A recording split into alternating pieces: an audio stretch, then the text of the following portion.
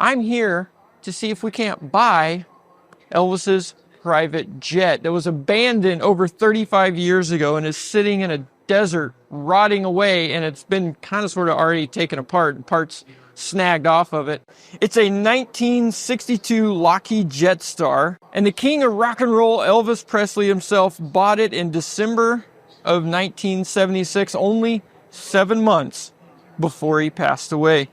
And he paid a paltry $840,000 for this airplane, which, adjusted for inflation, is $10.2 gazillion. Elvis has 2 other jets, the Lisa Marie and the Hound Dog 2, and they're on display in Graceland, and this one is in Roswell, New Mexico, which, that explains so much. Elvis really is an alien. We all knew it. Now we have proof. Like I was saying, the key to buying something at auction is focus and discipline.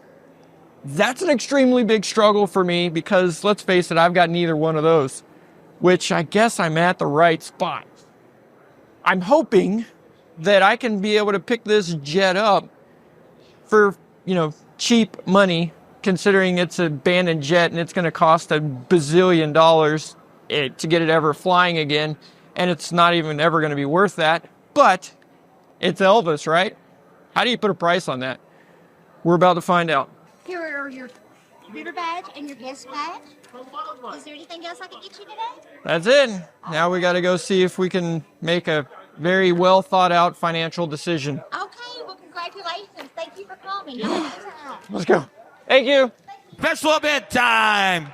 Thank you so much for loving Elvis Presley. Elvis was a collector of cars and planes, and that was his joy, truly. So this is what we have today, the offering, and hopefully it'll do well, and hopefully, you have fun bidding. I'm just going to sit with a big smile on my face because I'm going to try to understand what you're saying. And by the way, today is Elvis's 88th birthday.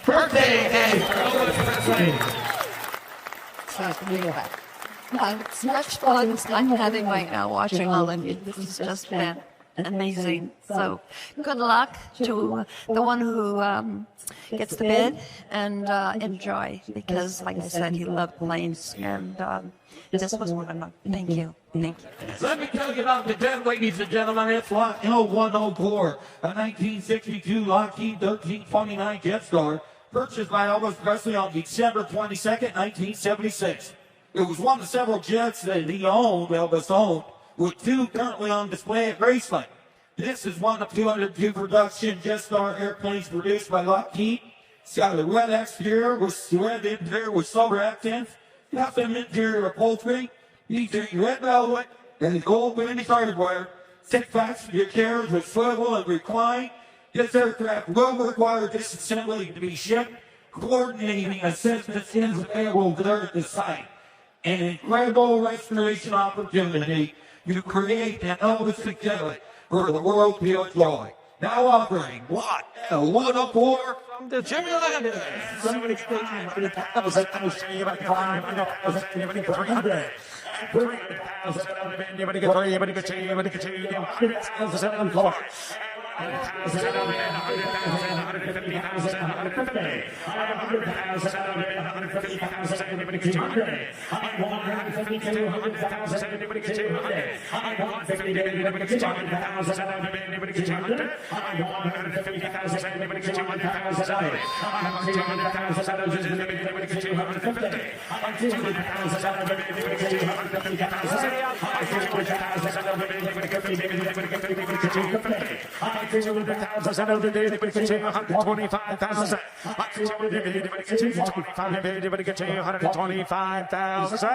At $200,000 is the bid. Anybody get $225,000 for it? $200,000 is bid. $225. I have $200,000 bid. Anybody get $225? I have $200,000. Anybody get $210? Anybody get $210,000?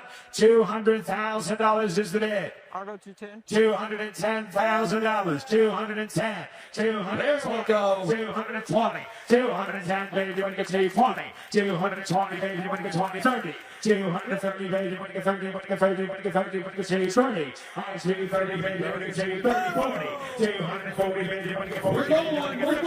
250,000, you want to get 50. I see 240, 250. I 240, baby, you want to get 250. I 240, baby, you want to get 50, baby, you want to get 50, you want to get 50, you want to get 250. $240,000 is the bid. $250,000 for it. I have 240,000. You want to get 250? 250,000. $240,000 is the bid. $250,000. 240. 250. 250. It's getting filling carrots in the ground. 250.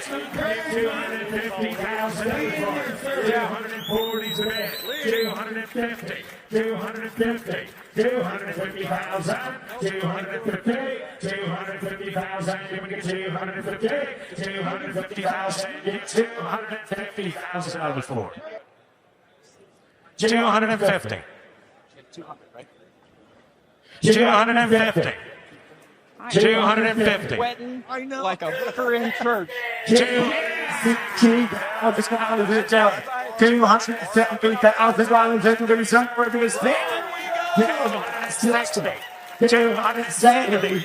260,000. Excuse me. Throw a winner, you got to get another. 270. I couldn't afford the 230. 260. I told you about Beacon Financial. 260. If they don't finance it, 270. I'm in. I have $260,000 bid. Anybody get 270? God. And it is sold. $260,000. Sold. $260,000. Purchase on the telephone. Now, hang on. Stay here. God. You made it happen. That was Hey, I was calling you. I've got kind of a problem. My buyer on this plane was not understanding me very well when we were talking on the phone. And what they told me is that they didn't bid what I had thought they bid, the 260. So what I told them was and the reason why I know this is I called them up to give them your information. So basically, they're trying to say they had bid 240,000. But that's not what we had put them in for. So I told them that the only thing we can do is to call the two underbidders and see if they were willing to open the bidding back up. Sure. I mean, in all reality, my max that I had on that thing was 200, and I went well over that. So the plane is his. If he, whatever he bid at it, I think my last bid was 230, if I was honest with you. And then I remember him bidding a 240, and I don't know if I bid 250. I don't think I did, but I might have. I don't know. But all I remember is the 260, and I knew that was definitely out, way outside of what I'm willing to do. Right. Even at the 240 that he bid, he's still ahead of me. Well, is there is there a number that you would be in on it for? I'm not. I really don't want to. I don't want to have to go back to this guy. Is what I'm at. Oh, was he? Yeah. How? Can you give me 24 hours? I don't know if that's what. I don't know if I can give you that long. I'm sure we got to figure something out with this guy, but.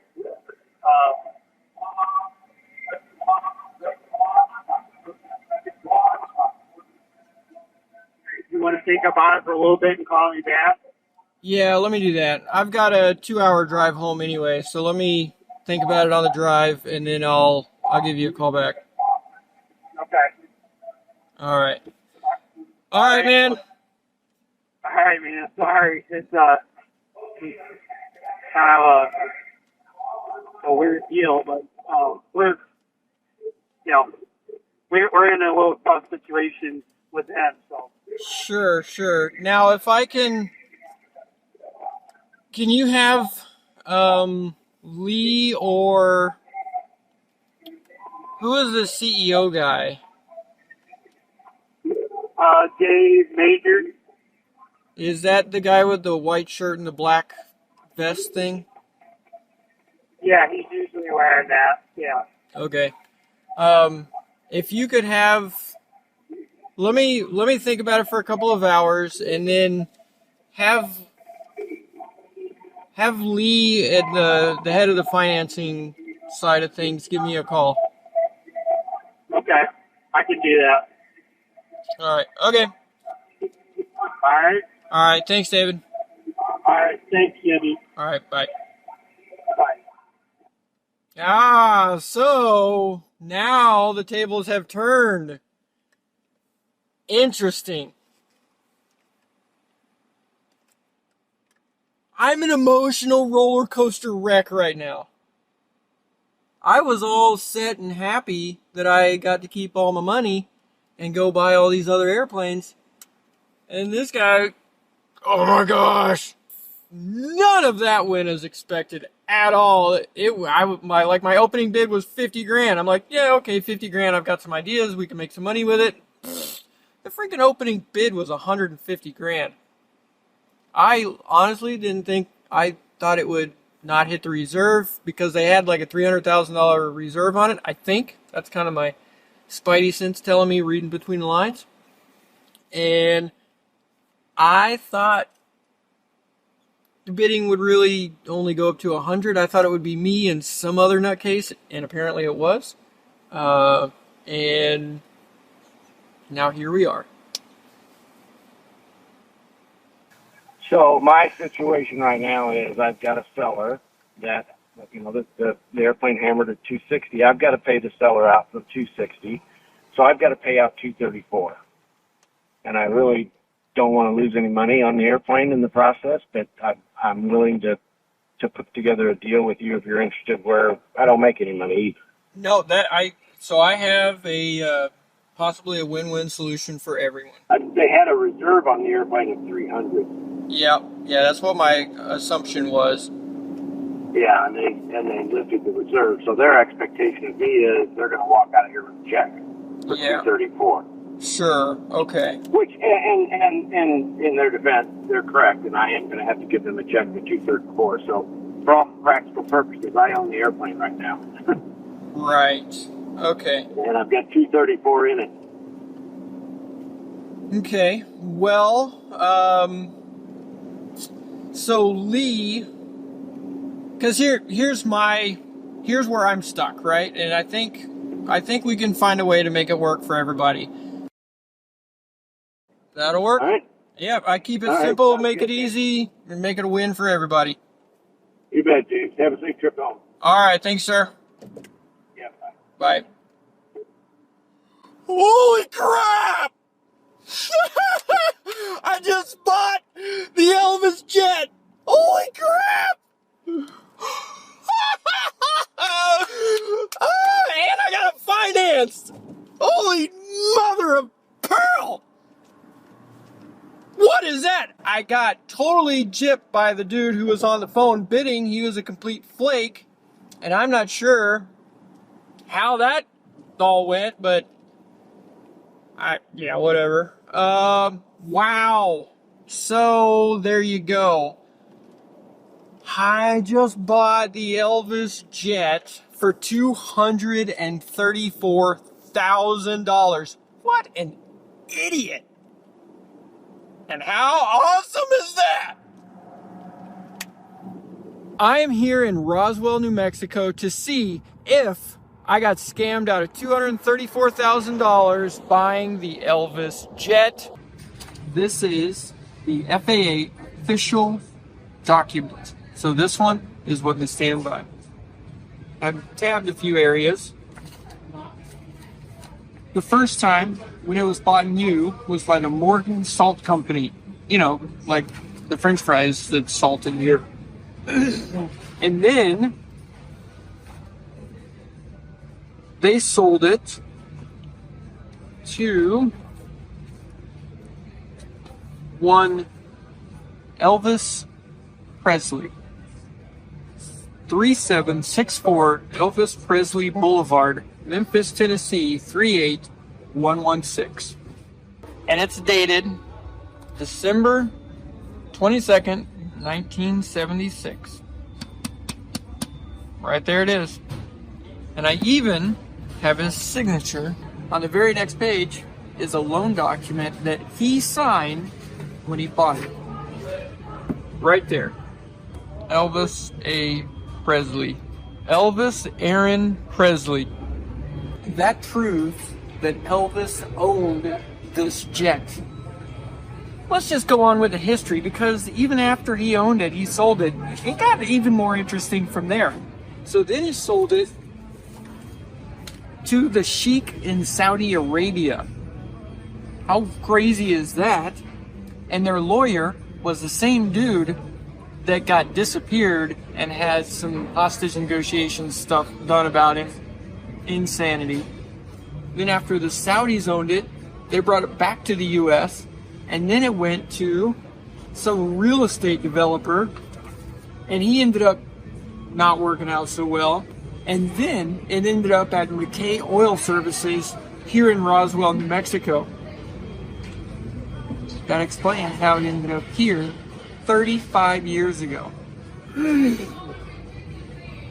I did find a note on the engines. I mean, everybody's been asking, why aren't the engines on the airplane? The best I can figure from these documents is the engines were repossessed.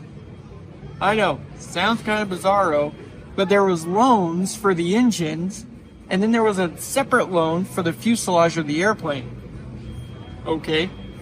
And apparently the bank said, you know what, we want our money back, so they snagged the engines off of that airplane and sold them, and I don't know whatever happened with those, but I do know they're sitting in a museum in Pigeon Forge, Tennessee now. They still have the tail number on it. Crazy. Oh my goodness. Check that out.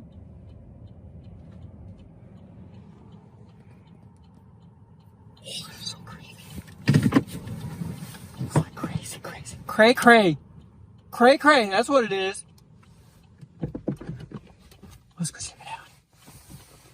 This is the first time I'm seeing it live in person. I've seen it on a couple of other YouTube videos, and I gotta tell you, in real life, she needs a little bit of work.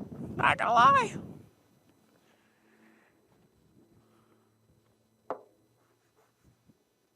Yeah. Oh yeah, it just comes right off.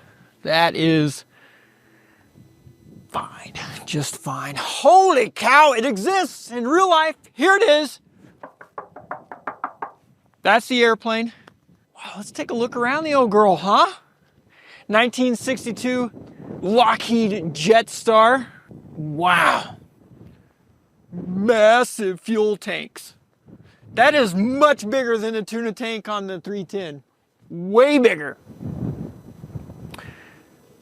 Yes. That's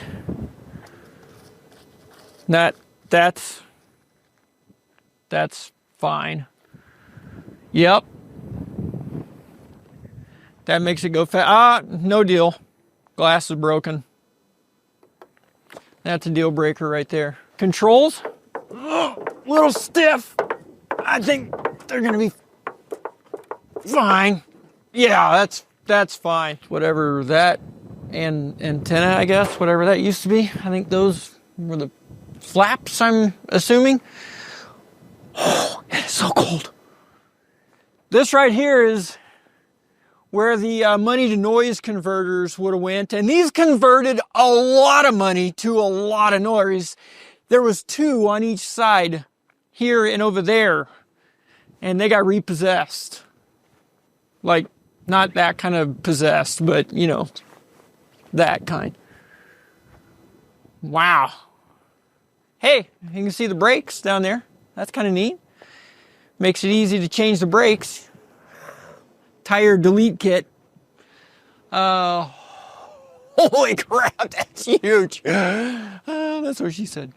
I did not realize just, good Lord, the tail on this thing's almost as big as the wings. Man alive, that tail is enormous. You see how up there it's shiny and over here it's shiny? I want you to imagine the entire, here's the fuselage, the entire tail section moving like this. That's what that thing does! It's called an empennage, and it's on, there's a couple of pins in there that hold it. Now you have the actual elevators out here, but I think for trim, and I might have this backwards, but the whole flippin' tail section moves. How insane is that? Wow. Oh, that's cool. You can see all the way through the airplane right there.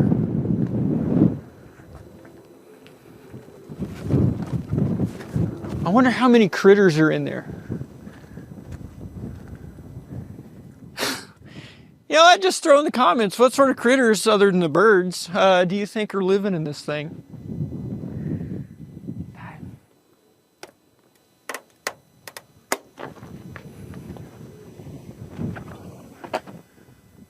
Huh. Pressure line, suction line. That's kind of neat. Okay. Wow.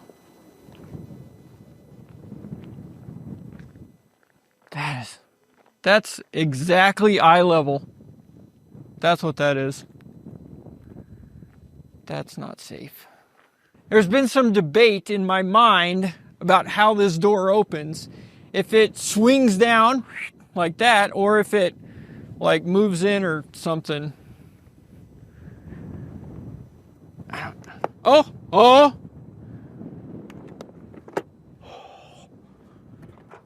Oh yeah! Oh, holy crap, watch out. Come on! Yes! Oh, this thing is gonna kill somebody. How do you freaking... Oh wait, you gotta go like that. Watch your fingers. Yes!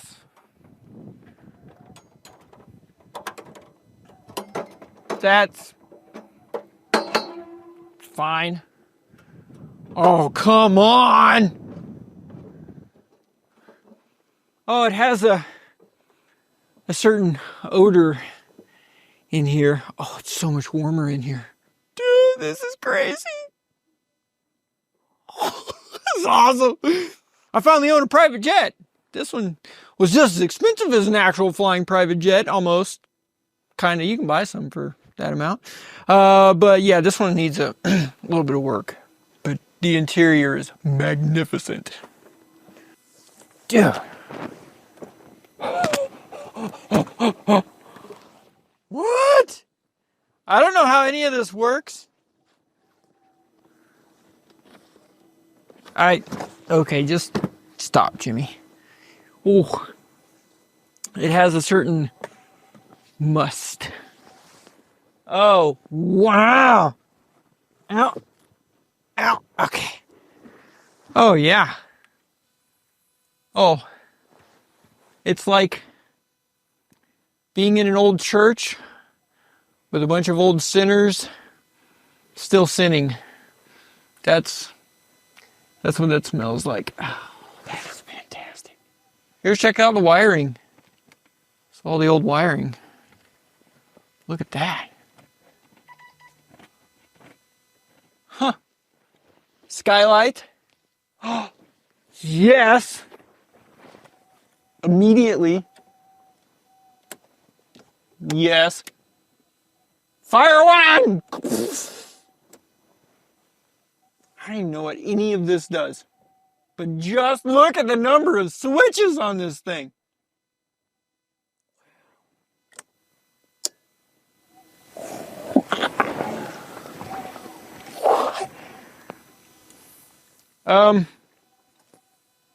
Missing a couple things.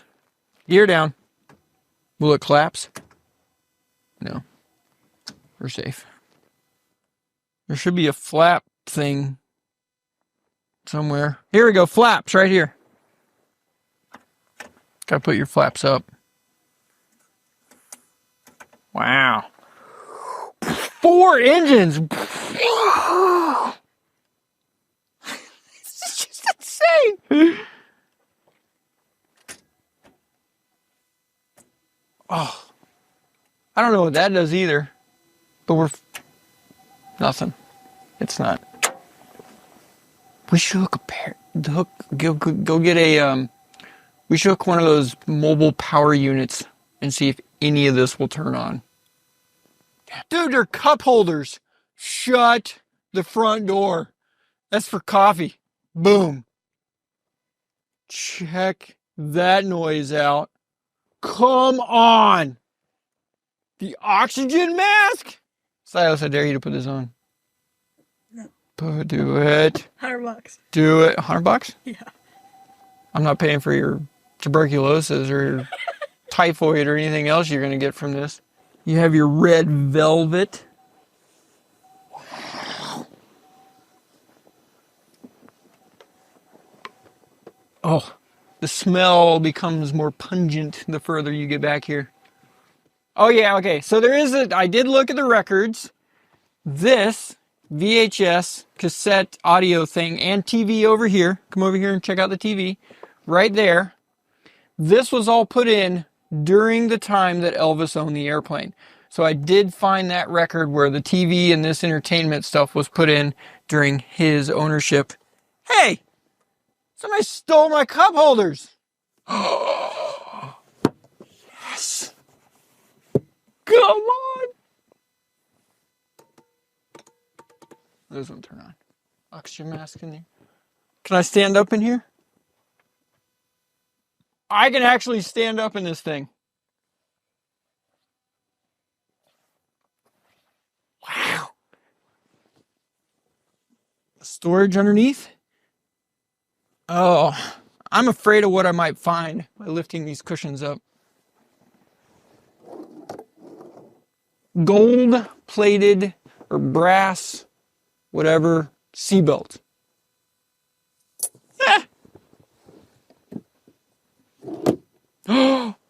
What? Headphones? What else is there? Drawers and stuck. Table? Oh, come on. Yes. With the leather, like, whatever material that is. This is fantastic. Recline. Oh, here. Let's see. Track. Oh, come on. Recline. Yeah. Oh, it's on now. Done. Wait, what's this? Out. What does out mean? Oh, no way! It totally goes out. Swivel. Come on. Yeah. What's up? This reminds me, you know the chairs that's attached to the stairs? It's like, and then you go up the stairs. That's what this is. Hey, there's a storage thing down there. Is there anything in there? Okay, what else we got? Oh, yeah. Exit. Oh, so is this the emergency row exit? Is there another? Oh, like that whole thing. Oh, ew. What is that? Oh, this is the emergency door. You pull and just bail out that way. Here's another table. Come on. Yes. This is awesome. I know it may seem a little strange to get excited about like a massive, dilapidated, abandoned airplane that hasn't had any care in the last 4 decades. But hey, what can I say? This is pretty awesome. Which brings us back to the galley. How do you open that thing? Open, says me. Okay, so you got your ice would go here. Something would go there. Shot glasses go there, I guess. Whatever goes there.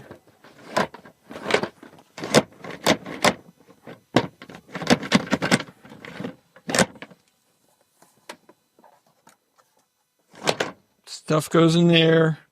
A microwave? Check that out.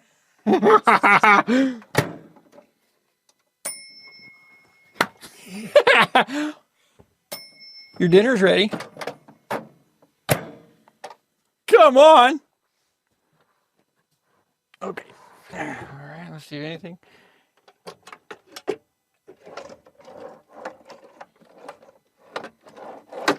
Okay, nothing in that. Oh. Wait, this thing had an option for a phone. I bet. Come here. See the light.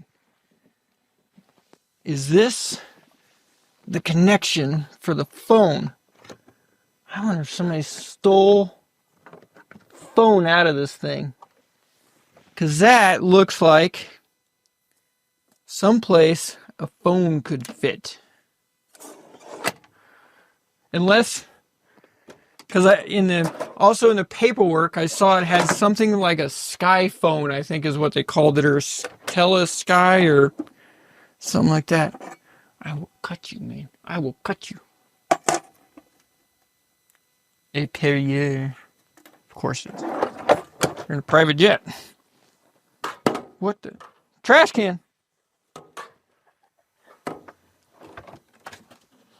And what's down there? Speaker. I bet that is where that phone went, so that it would ring out of that speaker. What about that side?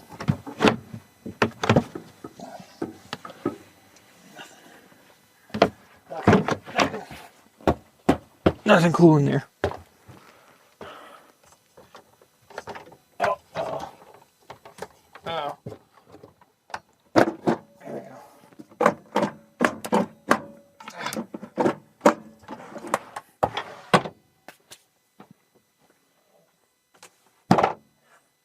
I can't see anything and I'm a little afraid. Oh, here we go. Your toiletries, yes. Come on, be a phone in a cabinet. No. Don't touch me. What was this thing?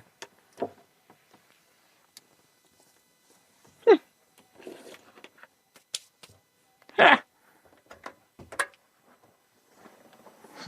Excuse me. Oh, is that another trash can? Yeah.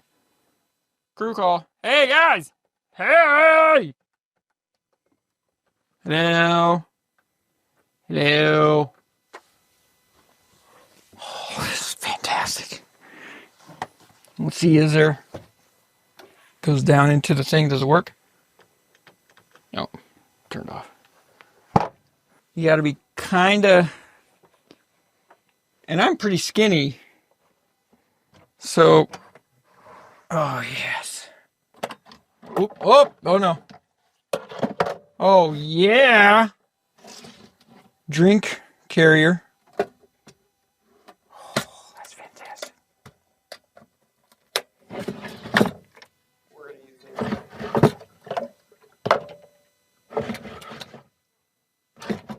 it. No, wait. That's still got that's still got water in it. How nasty do you think that? What? Ooh. I mean, smells like an old canteen. a metal stainless steel canteen. Okay, then what do we got here? So that, boom. I don't know what the timer is for, but it has one. Mark time.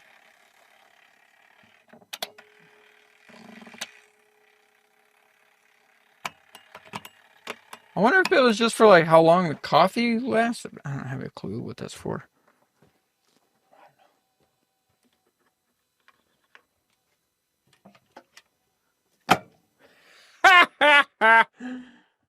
This is the Elvis Jet. And I now own this thing. I don't know how bad of a decision that was. Oh, what was I thinking? Okay, here's the truth of it.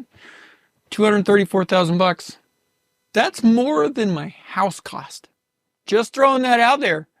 It's pretty much every penny and leverage the house to boot. So we better come up with something really stinking cool to do with this jet, or might be the end of Jimmy's world, you know what I'm saying? But we're gonna go out in a burning ball of fire. There's a hunk of burning love. That's what I'm talking about. Now you guys are in for a super treat. We've got a ground power unit right there. We're gonna plug into the airplane and see if anything will turn on in the first time in 40 years. This is awesome. All right, so we got power.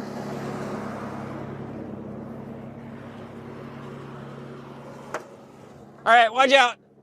We got power in here now. We got to see if anything will actually turn on. I don't even know where to start. Oh, we got lights. Dude, things are turning. Look at this. Look.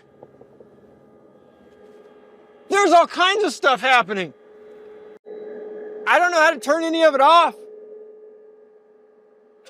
We got 3 green. Oh my Lord. There's all kinds of stuff happening. Oh, come on.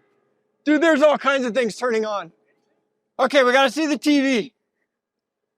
Hey, our time is going on, the temperature, and it's accurate, 38 degrees. All right, come on, how do you turn power? Wait, there was a inverter down here. I'll bet you a silver coin from Legacy Precious Metals that TV turns on.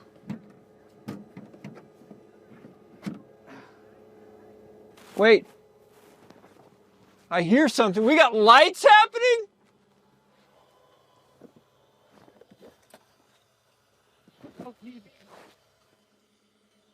Oh, wait. That's something doing something. Oh, that's a fan of some sort. We got your walkway lights, your emergency row lights, the microwave. We gotta see. The microwave works! Yeah! Dude, the microwave turns on! Okay. Does it flush? Does the toilet flush? I don't know. Let's. Ready? I heard a click.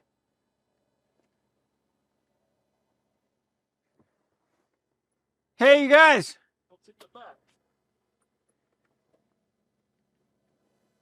Okay, I didn't hear anything there. Lights are what's in the back. How awesome is this? And the microwave turns on. Cool. Check this out. I'm gonna get a picture. Oh, look at that. Here, watch out, Silas. Let him. You guys switch spots. Are you ready for the microwave to turn on? Go on, will it? Ready? Go on, let me see, yeah. That's my favorite thing ever. I wonder if it actually, is it heating up? Let's find out. Is there food on It's actually warm. No, is it? Yeah. Damn. What's in the back? Oh, it's a bathroom here. It's the bathroom. Yeah, let me switch out. So we got lights that came on. That one. We got all these.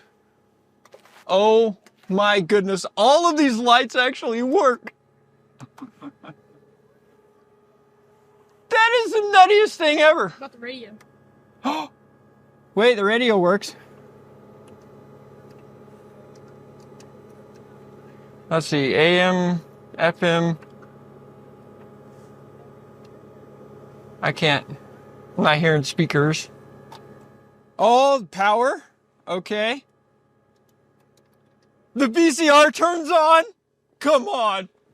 Okay, please, Jesus. TV, turn on. We're currently at 65,000 feet. Oh, no, 7,000. Now mine is. Oh, the TV comes on.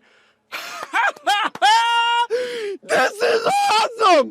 Best $234,000 I've ever spent. How awesome is that? Silas, we're hooking the Nintendo up and we're going to play Nintendo on this thing. Yeah! That is fantastic! Dude, that is fantastic! I don't hear a speaker. You know, you normally hear the static. But, oh, wait. Watch out, watch out. Hold on. Yeah, you got headphones.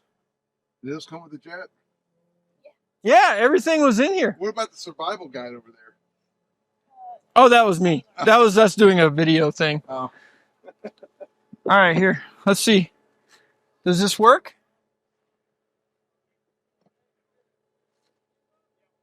I mean, I hear static, like a little something. Maybe the volume on the TV's not high enough.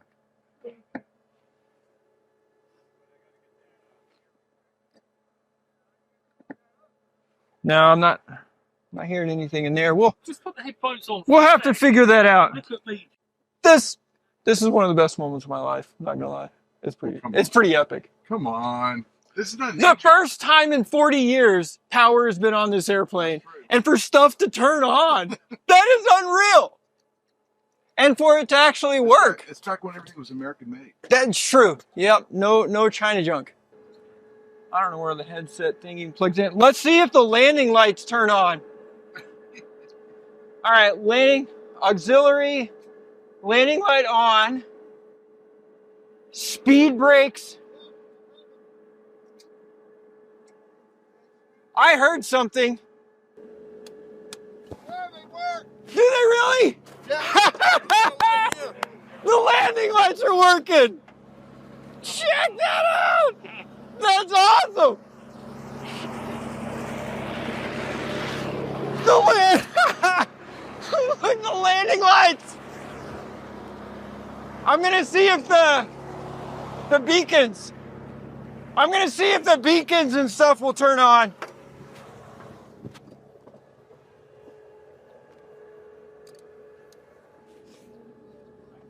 Are the taxi lights working? Yeah!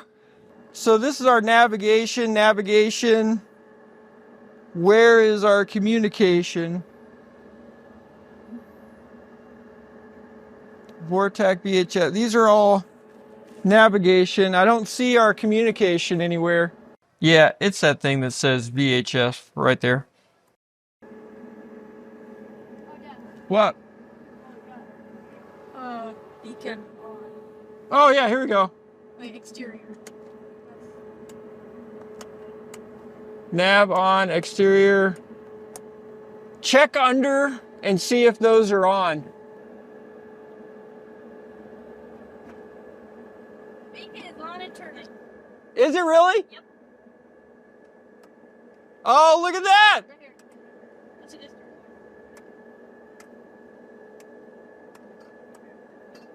Oh wait, here we go. Audio selector, VH1. There should be a mic.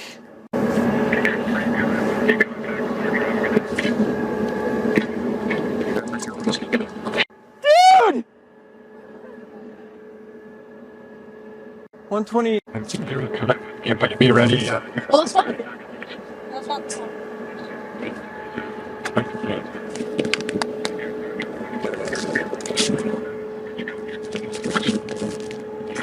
It's right here. There's a speaker right there. The radios turn on. It's the overspeed test. Oh my Lord, this is awesome. Battery, main. I'm going to leave that there. Emergency AC power from windshield inverter. That's fantastic. Speakers. I am shocked that this stuff actually works. I mean, I'm shocked, but I'm not shocked all at the same time. All right, well, This is bummer. Now, I am most shocked that the landing lights, the taxi lights, the beacons, all of it turned on. I mean, the fact that And check it out, and you can do the test. You can do all your tests up here. All this, it's nuts. that's awesome. Wow. I was afraid to mess with the flaps and the landing lights. Oh, yeah, I was telling you all that. They all turn. I didn't want to mess with the hydraulic or the fuel stuff since I don't know what's unhooked from the engines and all that. Completely. The TV in the back turned on and the microwave worked. That's awesome. This is fantastic. Yeah. Today, we're going to bring an expert in to see what it's going to take to get this thing flying again. And the guys from ADS have arrived. So, hi, good morning. Hi, how are you? Ryan. James, Nice Ryan, to meet you, yeah. pleasure. Eduardo, Jimmy. Eduardo, Good good to meet you. Pleasure. So these guys are from here on Roswell, Aero Design Services. Yes. They know their stuff. Yeah. And so what you're going to do today is you and the other expert guy here are going to walk around and just take notes, and then we're going to just see, and then, you're going to take it back to your office, do your research, Yeah. whatever. Yep. And then we're going to just see what it's going to take if it's going possible, to, if right? it's possible, Yep. which I hope it is. But we're going to see if this thing will ever fly again, and you are the guys to let me know that. So I'll let you kind of do your Go thing. around and I'll take a look. Yeah, I'll stay out of your way. All So right. go ahead and All right. do your thing. Sounds good. All right.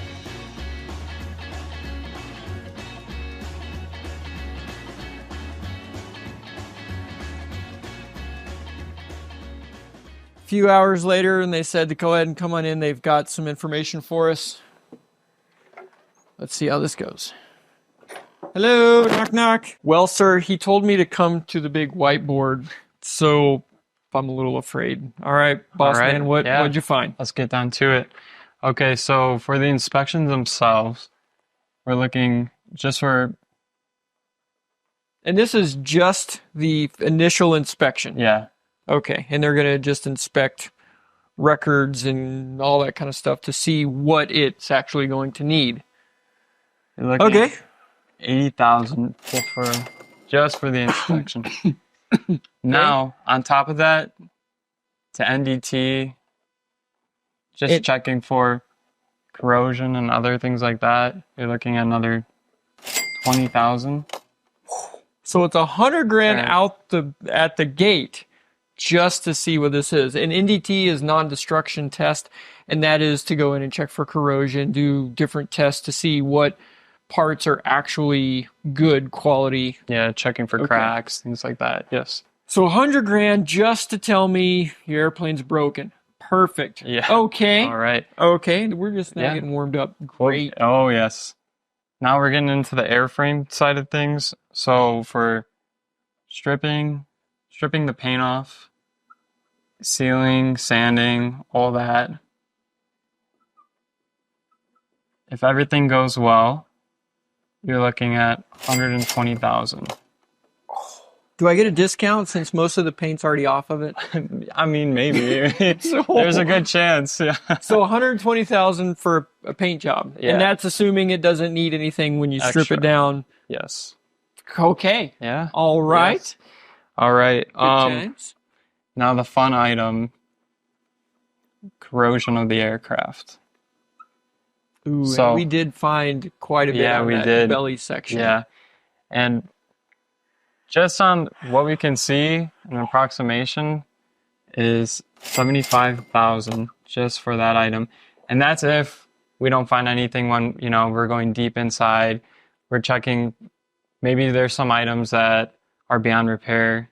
So Yeah, this is at That's minimum. best case. Best case scenario. 75 grand to replace some sheet metal and rivets, essentially. And that's assuming that it didn't go into any of the support ribs and the important stuff. Okay? Yes. Holy. So far, as nuts as this sound, I'm actually not surprised by these numbers.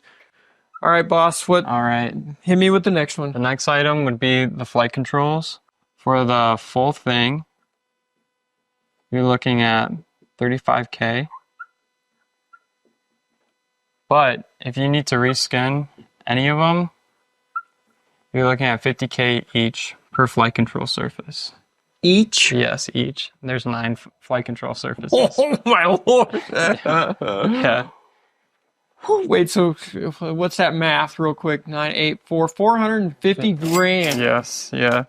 Just for the flight control surfaces. Okay, I wasn't expecting that one. That one hurts a little bit. Now the landing gear. So you're looking at $120K per landing gear, and there's 3 of them. So in total, $360K for just the landing gear. Oh my lord. Now, with the landing gear, you also got the brakes. So with the brakes, you're looking at $6K for a brake pad for the main, and then you have 2 on each. You're looking at $24,000 for just brakes. I thought my car was expensive at like $400. That's a car right there, $24K. You could buy a whole car for that. A nice car for that. Yeah. So the lovely fuel tanks. Now you have 2 of them. To reseal them, you're looking at $5K. So you have 2 of them. You're looking at $10K in total. That one's, it's as sad as that is, that's the same price as the 310. It's not too bad. Not too bad. It's 10 grand. Anyways, this is airplane prices, so like if you have to ask about any of these prices, you obviously can't afford it. And guess what? I'm asking about all of the prices, so clearly I can't afford it. This next one, I don't know who can afford. The electrical, the avionics for... Oh, this was the one I was dreading. I don't even want to know. Yeah. To rewire everything, for the wire harnesses, the labor, I think you should just close your eyes on this number. I don't like... Rewire. Because, I mean, it's just super old wiring. 1.5 Does that say million? Yes. Yes. Big ticket item. Yeah. A lot of the labor on it, the time. Oh, my Lord, have mercy. $1.5 million for some wiring and an iPad. Yep. Oh, my Lord, have mercy. Now, the APU. And the APU is the auxiliary power unit that's in the tail section of that. Yep. Okay. Yep. So and it's a mini jet engine, essentially. Yeah. You're looking at 180K just for the APU. Okay. All right. It's not... I don't really know if that's expensive or not because it's a jet engine. I don't know. Yeah. Now, okay. I mean, you have your miscellaneous stuff. So your miscellaneous is like your hardware, your hoses and fittings. You know, that's true. Yeah. All that's is junk on that airplane. Yes. Yeah. So that could be an additional 100,000 just for all of that. Yeah. Just for some screws, some fittings, and some hoses. Oh yes. Yeah. 100 grand. Oh my Lord. Well, are you ready for the next one? So, of course, we still haven't got to the one that I'm afraid of the most. Oh, and here it is. So, for your JT12 Pratt & Whitney engine, you know that you have 4 of these, 4 each. Yeah. So, when we were researching it, we had no luck coming across them. So, if you can find them, if they're serviceable, you're looking for all 4 of them. You're looking at 2.2 million for an item that you have to somehow find. Maybe a museum carries them, who knows? But finding all 4, yeah. Oh my god. 2.2 Like my eyes million. are watering right now. And that's if the stars of Jupiter align, yes. that we can find 4 of them In that are service. serviceable Yeah. with the books, and they pass all the inspections. Exactly. And we can find the parts to, rebuild them to where they can be usable again. Yep. And then that's the engines. And then included in this number is that include all of the brackets that are missing, all of the empennage, the enclosures, The and stuff. nacelles. Yes. The nacelles, or Yep. empennage, the nacelles. Mm-hmm. Yeah. Holy. Gotta love it. 4 engines on one aircraft. And we haven't even started it up yet. Yeah, no. Yeah, yeah. Wow. Okay. Let's just keep going. At this point, I'm numb. You can tell me it's a zillion. It's like our national debt at this point. It just keeps growing. Whatever. Yeah, why not? Okay, so next item is if you get the aircraft, all these things fixed, right? You're looking to do some flight testing. Naturally. Yep. You're looking at another 100,000 just for flight testing. Now, okay, so to explain why that's 100,000, we'll do some quick math. This airplane, on a good day, costs $10,000 per hour to operate, and a flight testing is roughly 10 hours to make sure that it still can do all the things it's supposed to do. So $10,000 times 10 hours, 100 grand. Just like that. Yeah. Unbelievable. It just gets silly at this Better point. and better every line. So next is your ADs. ADs are airworthiness directives. Yes. Okay. And for the non-aviation people, ADs are mandatory compliance. You cannot fly the airplane without the airplane going through it's like a mandatory the car recall. It's like a mandatory recall. You're not even allowed to drive it in some cases. You have to fly fix it. Yeah. To fix it. So $450,000, which for all the ADs. If I'm honest with you, I'm not really surprised because there's 40 years worth of ADs Exactly. that this thing has to keep up with. Yeah. Okay, so the fun part now. what the heck is this? I've lost count of the math of this. Okay, so what does all this add up to? All What's right. the bill at the end of the day? So your total we're looking at here. How many shirts am I going to have to sell?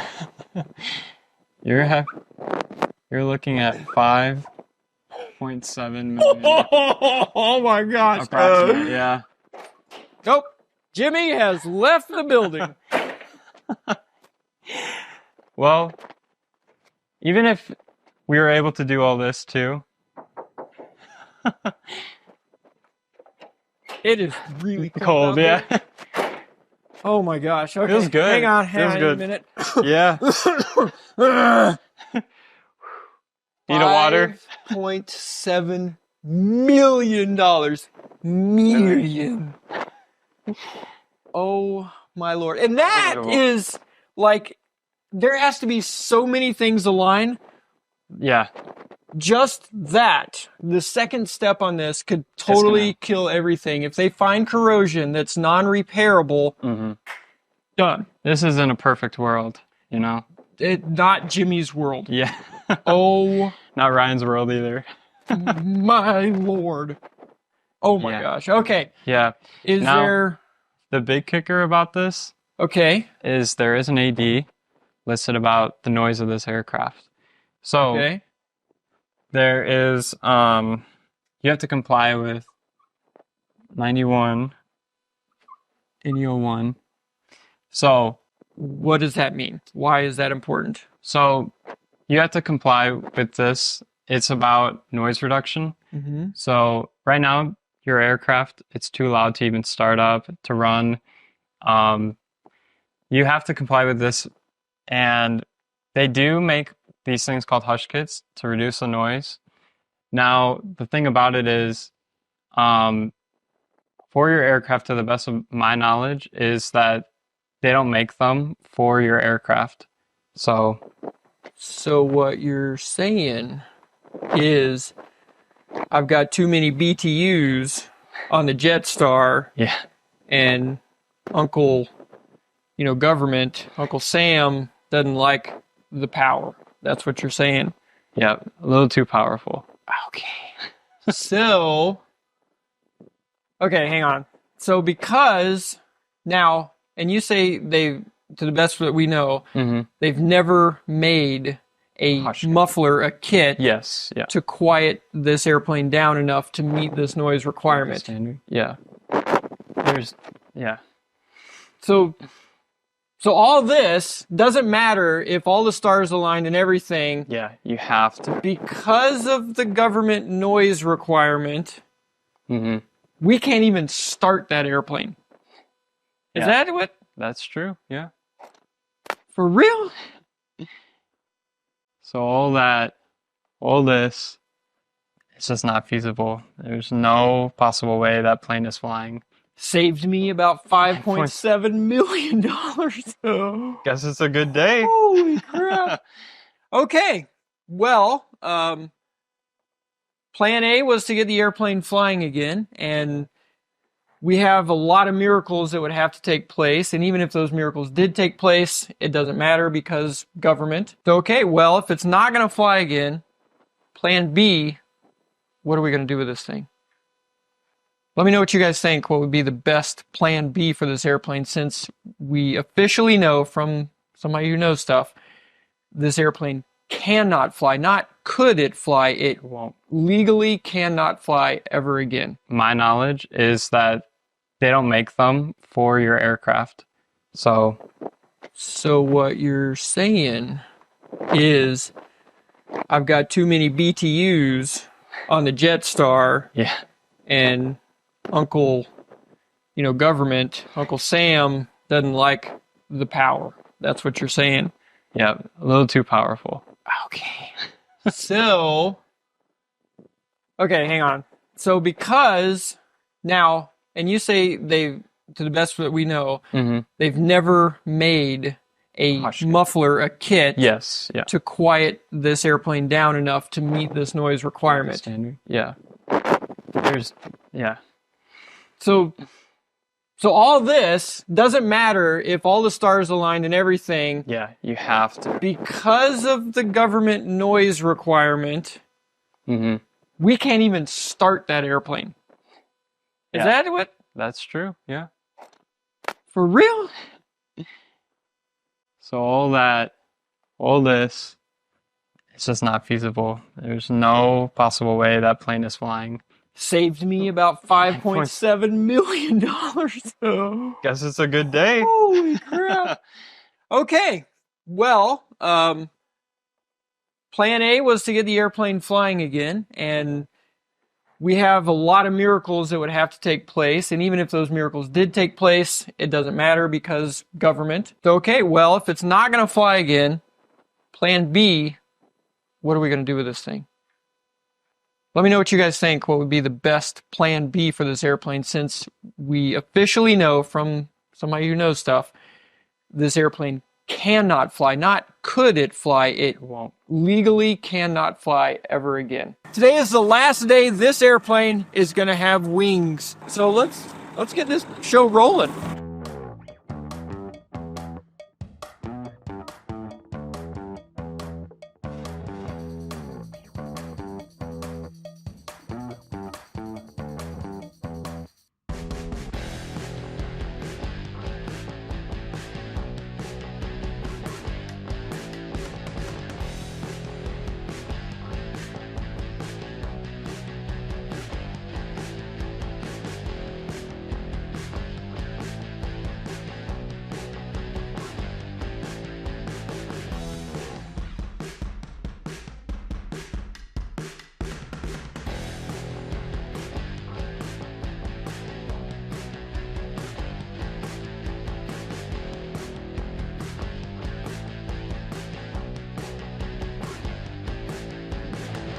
I got a call a little before 4:30 this morning, and it was blue lights behind Tim and the Elvis Jet. It's not a good way to wake up. What do we got here, boys and girls? That's one Elvis Jet rolling.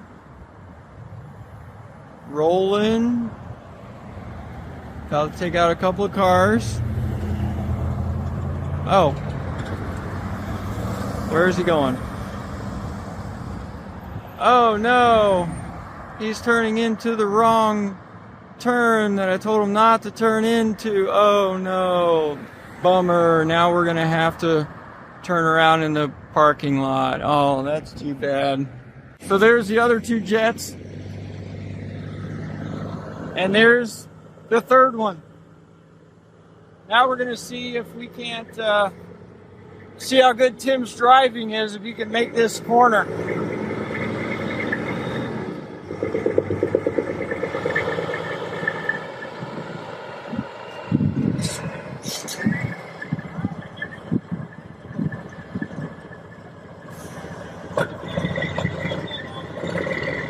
All right, do you think he's going to take out the grass?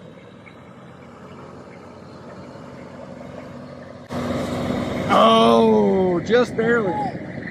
What? Did you want to pay to park?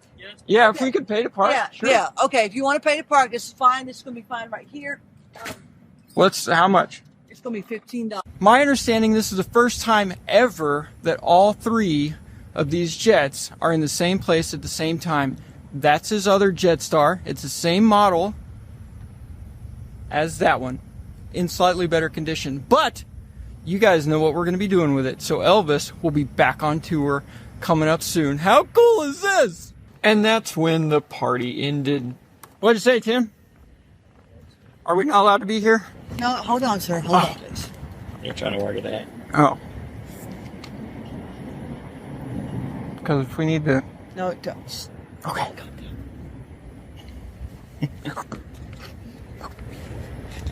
She's gonna make it happen for us. I'm not going to make any promises. Don't even say that She's either. gonna try to make it happen for us. That's all there is. I don't. You on the phone with her or not? Yeah, that's a much better job than having all that weight sitting on that middle section. Oh yeah. my gosh. You see it?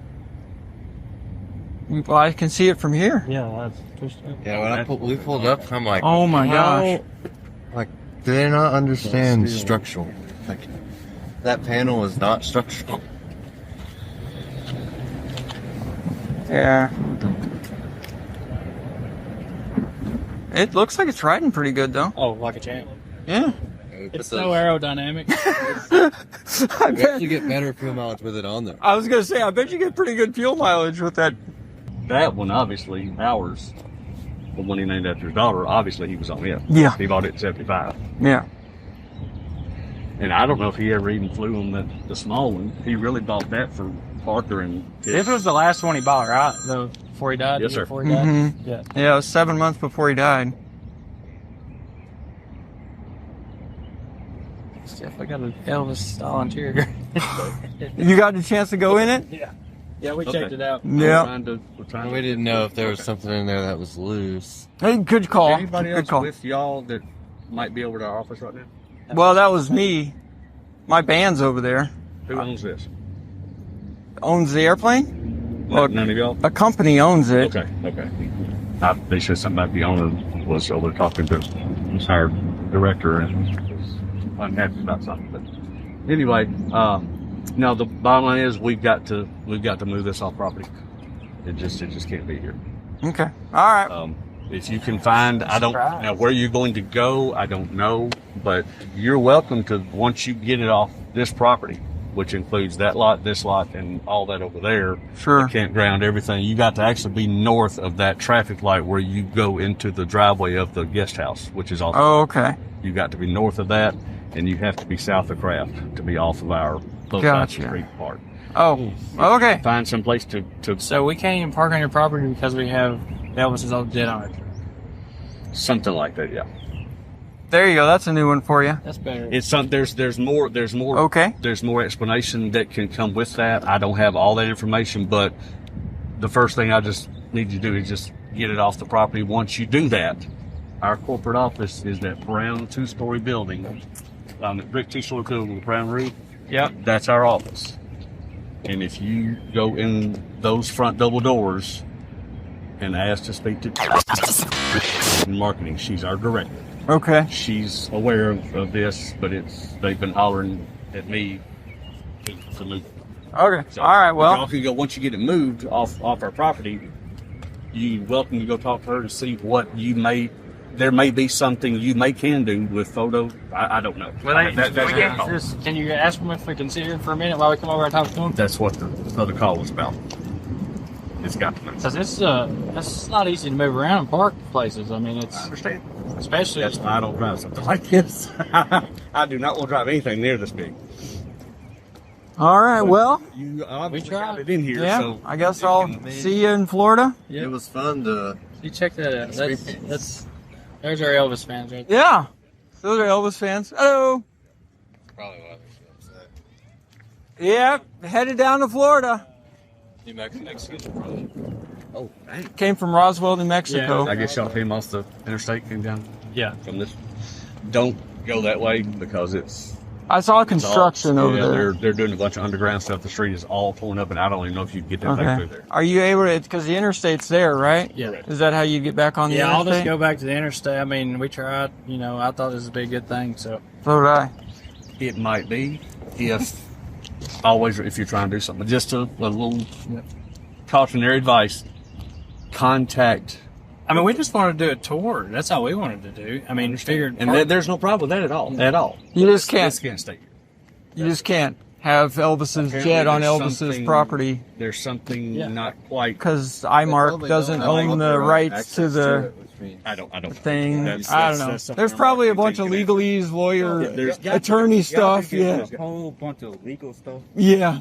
Probably with like trademark and all kinds of stuff. Yeah. It probably would have been better for you if before you came down here with this, if someone had contacted our company and talked to somebody and said, hey, it was kind of we spur got of the the red moment, airplane. Yeah, it was. I mean, that when you show up unexpected. I'm sorry? Those took pictures of that already. Oh, I don't know. No, we literally we just thought, man, they would probably love it if we brought it by.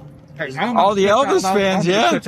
But y'all have to move this we might. Y'all, our corporate office calling like crazy. Oh, that's the big oh, thing. all right. Y'all just showed up and you're like, what is Fly it here next time. All right, well, I'll see you in Florida. Yep. Sorry, brother. Yeah, no problem. Nice meeting you. You as well.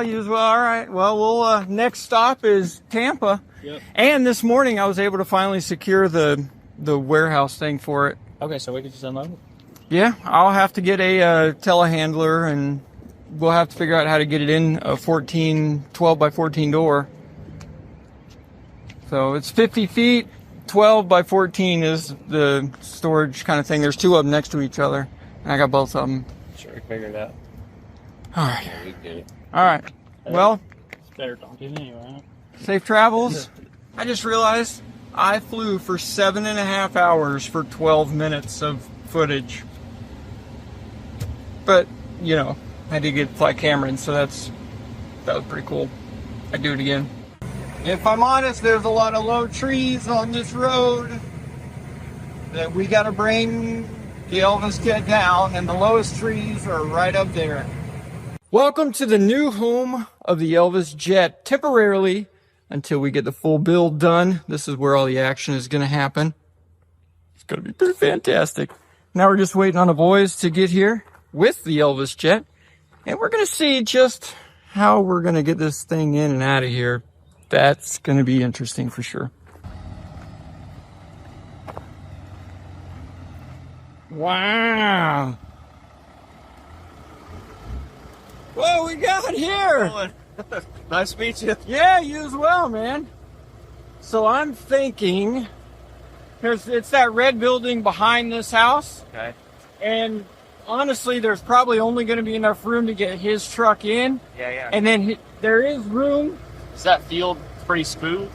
I have no idea, but I see water pipes, so I'd probably avoid it. Now what?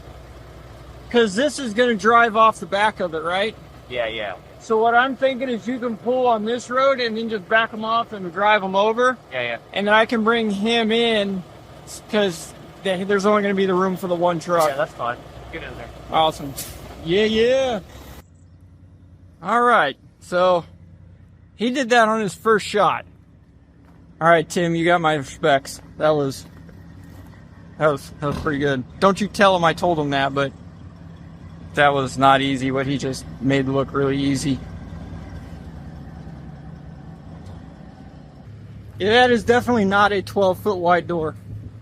That is like a 10-foot wide door, maybe.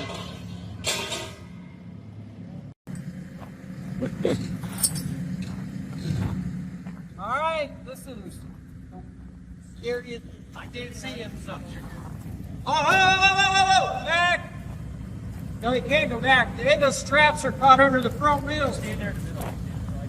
Hey, Timmy. Yeah. But down, the straps got rolled up under the front wheels. Oh, back up, Bruce. Right there, whoa. Messed up my $2,000 strap. Yeah, good enough. All right. Whatever. Okay. You got to the left? There you go. Go ahead.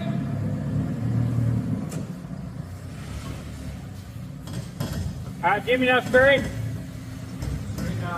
Straighten up. Yep, straighten up. Straighten up, Bruce. You're good over here. How you feeling over there? Good. Now, come on. We're going to run out of room with that. He's going to pull it off. There we go.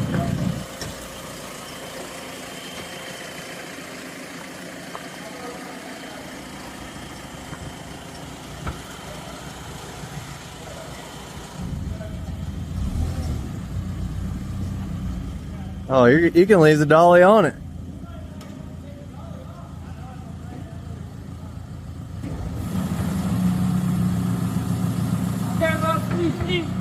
You're in 3 more feet. Oh, you're good.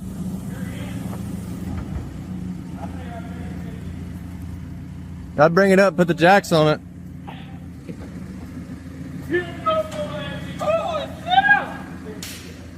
Woo! Let's do a spin here on jacks. Get That's jacked up. exciting. Shoot ya, Mercy boy. Wow! That's insane, dude. Yeah. I think we get 3.5 on Bruce's and 3.5 on mine. Woo! Ha! We still got fuel tanks. $250,000 sitting there. That's such terrible financial advice.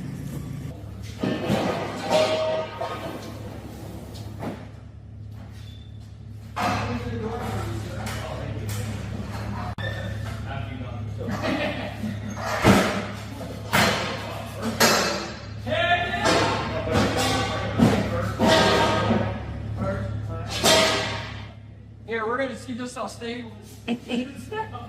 What scares me is not that we got it in here, it's what comes next. First thing we gotta do is de-skin all the stuff to start making our memorabilia things out of it. The work now really begins with our conversion of this into an RV so it can move under its own power. And I've got some ideas. Okay, calm, it's gonna be okay. This is where we see the Elvis Jet. I just want you to know I love you and you're amazing. Don't look. I'm going to open the door. Okay. And then we'll turn around in a second. Come this way. Okay? Watch out for the puddle. Yeah. All right. Keep your eyes closed. Okay. Okay, I love you. You're the best wife ever. Keep your eyes closed.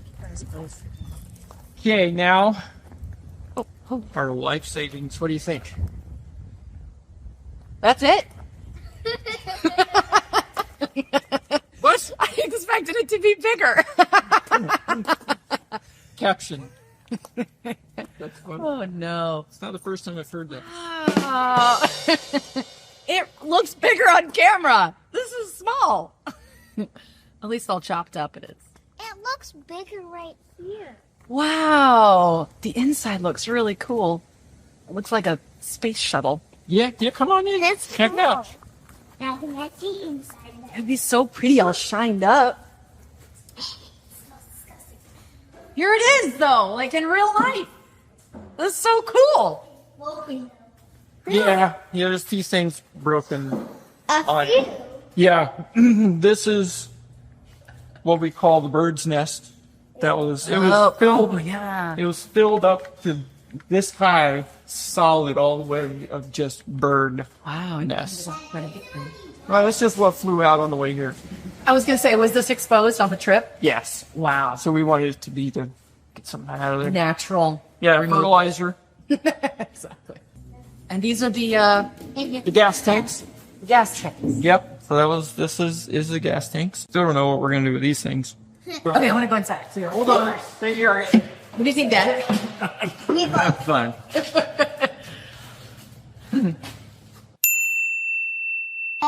It was neat. Why is This this Elvis Jet.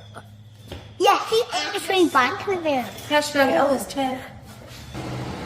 Cool. Feels so special. Okay. Wow. Oh, so cool. Oh, there's a step up into the cockpit.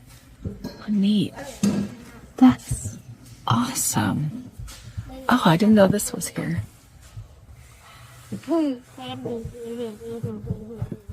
Let's see if I can stand up. Hey! Are you able to stand up back I'm there? totally standing up. I got like an inch to spare. Ooh, cool. So neat. It's kind of surreal. A little closet in there. Wow. You know, I want to move forward. Step up. Is there a step? Oh, it's kind of like a little ramp. Oh, it's an open. Okay, I can stand up. Oh, it goes down. This is cool. These seats are in really good condition. Are these original? From whenever the 70s. The 70s, yeah. Okay. Well, sure. One open. Sure, that makes sense. These tables are really cool. Ooh, Bentley, let's bring our homework in here. Do some schoolwork. Ow, it's not so comfortable. Not so comfortable? My head's like this. Well, you gotta scoot it forward and recline it. It's not. Yeah, that's a Scoot it forward and recline it. I'll have you show me that later. Yeah. Salis. Hey, babe. Have you used the bathroom? What? 10? I've used it that several times. You want to join a club?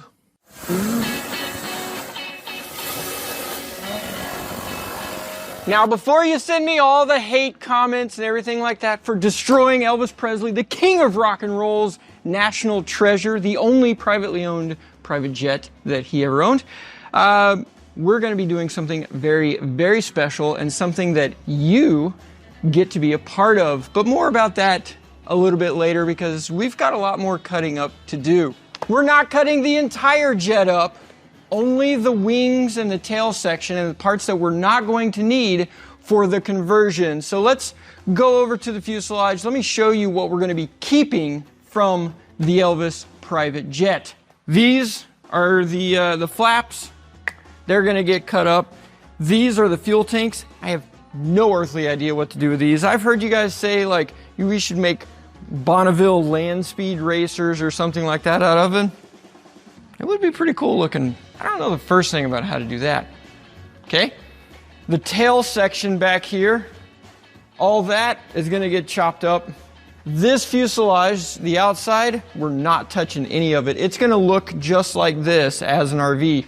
Of course, these little things right here, we're going to clean all that up. Inside, let me show you what we're going to do. Clint at BAS, who was the lifesaver on the Luscombe that sent us that part, they found 2 Jetstars that we're working with them to get all of these gauges and instruments and stuff like this so that we can put them in here and fill up these spaces. And we're going to get all of them working as much as possible. Still haven't figured out where we're going to put like the speedometer and all that stuff from the RV in here. But this, we're going to keep this part in here. This part, of course, we're going to have to take out so that we can put a steering wheel there. But all of this is going to look as close to this as we possibly can keep it and keep everything still working. This is all staying exactly the same. There's no reason to touch perfection. We have the red velour right here. We've got all this gold accents. We're keeping the tables exactly the way it is. I mean, it is in absolutely perfect condition. All these lights are going to be working. We're going to keep those. I even think I've been, using my noodle here a little bit to figure out how we can hook the air conditioner up to the original vents so that these vents will even work. How awesome is that? And yes, the TV. It works, and we're going to keep it just like this. The VCR over here did turn on, and we put a VHS tape in there. That one, but it popped a circuit or something, so then it got stuck in there. That's gonna need a little bit of work, but I would love to keep this in there and maybe have some super cool, Elvis Hawaiian movies or something like that playing. What's your favorite movie? You gotta let me know, because that would be fantastic. Some knuckleheads stole all of our little brass cups here. They look like this. They look like this gold thing here. And they stole it from here and this one right here. So 4 of them. But again, in their parts planes where we're getting help with all the instruments from up front, they found some in their matching gold. So again, we're going to be able to keep all the gold and all the red velour in this airplane. So that's it. We're going to keep the inside of Elvis's jet exactly like this. So you get to come visit it, check it out for yourself. The outside of the jet, we're going to paint it, put new shiny red paint on it with the silver stripes, so all that is going to stay the same as well. And the cockpit up front, we're going to keep that as close to original as we possibly can. And we're going to get this baby on tour again. But enough of this. Now you know. Let's head back over there and let's check out the next step of the process of making these memorabilia pieces. Nice. Well, Grizzly's doing amazing. Yeah, Grizzly's here. This is like he was born to do this. Grizzly, let's see what you got.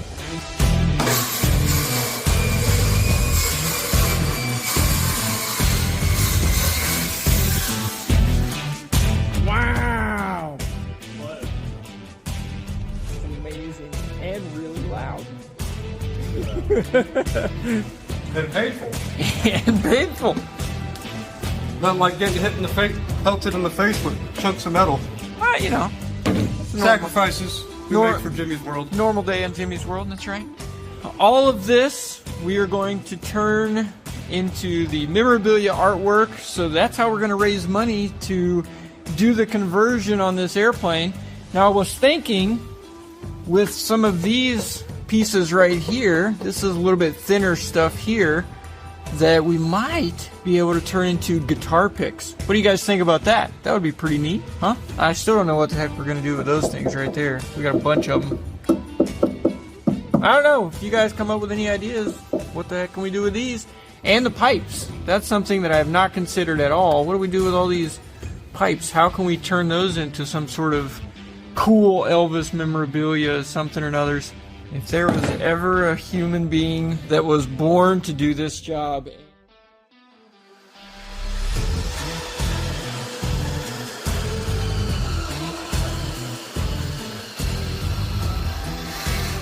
Wow, that's loud.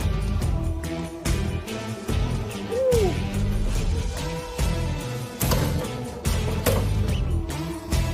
Wow.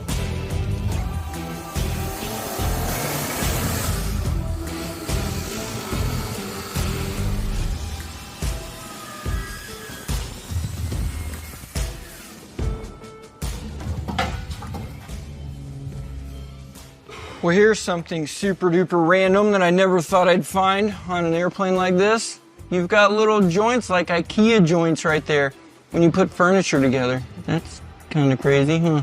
Look at that. Cutting up an Elvis Jet destroys everything. Destructive on your bank account. It's destructive on your marriage. It's destructive on tools. It's destructive on Grizzlies. It's destructive on everything and everybody. This is one of the most reinforced airplane wings I've ever seen in my life. It's crazy. And the goal is to get chunks out of this like that we cut around, and then the flat part we take to a water jet guy and cut those out into pieces that will then take to a laser engraver guy to have them cut and serial numbered. Because frankly, I don't know how many we're gonna get out of this airplane. I'm hoping enough to be able to pay for it, plus the RV conversion, plus maybe a couple of bucks in the gas tank to tour the country. We've got this aileron, that's super cool. Maybe we can make like a table or something out of this. What do you guys think? What should we do with these bigger, more special pieces that we can't really make them into the memorabilia pieces, but they're too cool to just put them in a shredder? So let me know what we should do with some of these pieces like that. First step, get them to the water jet guy. Our pile of parts here now, so then we take them from here and they go inside to be cut into our blanks. Folks here at Profusion decided to take on the challenge of the Elvis Jet, so we're gonna let them do what they do.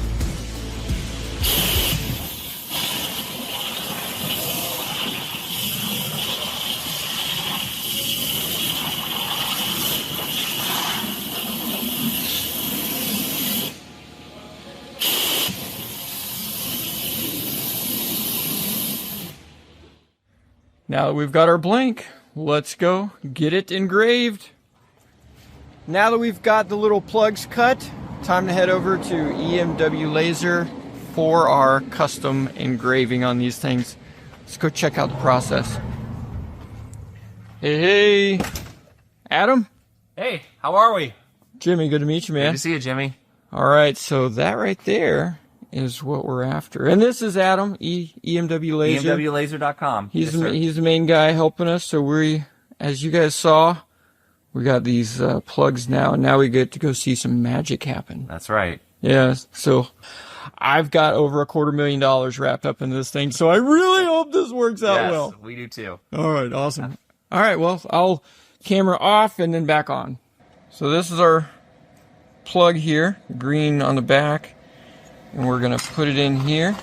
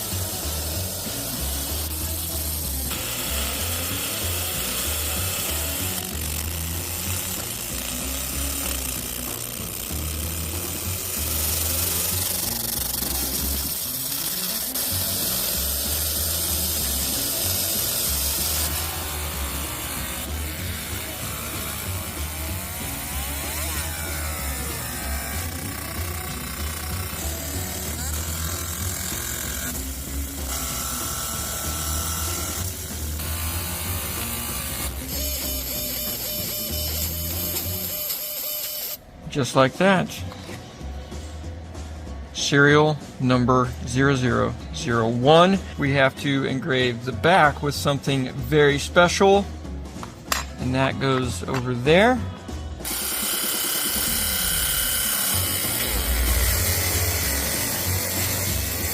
That is what I'm talking about. Jimmy's World. Go to SaveThe310.com. That's where we're going to be selling these. I set it right here. I took it out of my back pocket and put it right here. I think that's the last place I remember seeing it, and it clearly is not there. It was under the paperwork of the title and receipt. I really do not want to record this, but I guess this is what makes YouTube, is sharing all of real life. I lost serial number 001. I can't find it in the RV. I can't find it in my car. It was in my back pocket, and I took it out to show Jesse in the DMV. And then we went into the RV to do the VIN inspection, and then I drove the hour and a half home, and when I got out of my car, I was getting things out of my seat, and I noticed it was not there. and I have thoroughly cleaned my car. Oh my gosh, you gotta be kidding. You gotta be freaking kidding. You know that scene in A Wonderful Life where he realizes that the money is gone and they're gonna go bankrupt or out of business? Yeah, that's kind of what's happening right now. Well, Jesse brought something. Number one, again. We should have had him do one again. I know, for real, one again. Now, what I did do was I actually changed the font and the way this one is numbered, so it is different than the original number one, so that if for some reason that one ever does show up, and I am here to declare right now a $10,000 reward for the original 0001 Elvis Presley ticket. It's like the lost Picasso that might be out there. So 20 years from now, if somebody puts it up on eBay, I got it. We know what's going on. And then the green one that's with it, I'm not going to tell anybody what's on the other side of that because I know, and we did something special to that to make sure it cannot be copied. Correct. So if there's any scammer folks out there, you can't do it. The other very unique thing is the back of this one is also red. How cool is that? So not only is serial number 001 going to be completely unique from any of the rest of them, it's a different color on the back, and that's what the coolness about all of these tags are, is they're all different. Well, now that I have, for the second time, the first one, dang it. Now we get to go give it to my very, very special guest. This is the last time this piece of the Elvis Jet will be with the Jet, unless the lucky person who wins this auction will bring it back whenever this thing is completed and on the road. Elvis's favorite charity was St. Jude's Children's Research Hospital based in Memphis, and guess what? That's who we're donating the very first piece to in honor of Elvis and to help those children out. They do a lot of great work. The link is on the screen right now and in the description below. So go bid it to the moon. Thousands, tens of millions of dollars, whatever it is, 100%, every single penny goes to St. Jude's Children's Research Hospital. There will never be another one of these 001 tags, and you actually get 2 tags out of this one, so that's super special. Certificate of authenticity, signed by me because I'm the one who's doing all this. I took it out with the help of Grizzly and Jesse and a few other people. We made this happen. And a copy of the FAA bill of sale showing that Elvis Presley owned this jet, and a picture of the airplane itself before it gets converted into a bus. I am so excited. They're finally done. Look at all these beautiful Elvis tags made out of the actual Elvis jet. Every single one of them is different. Check this out. We have, I found the 310 right here. Go to savethe310.com. This is where they're going to be for sale, so go there. That one's pretty cool. Yeah, we ran into some issues. Some of them were catching fire, as you see here. That's the result of that laser and whatever this is made out of. That's serial number 39, by the way, in case you're wondering. Please tag us on our Instagram, our YouTube, Facebook, all those places with hashtag Elvis Jet and hashtag Jimmy's World. Take a picture of it. Show us what you're going to do with it, where you're going to display it. I think it's going to be fantastic. I would love to know.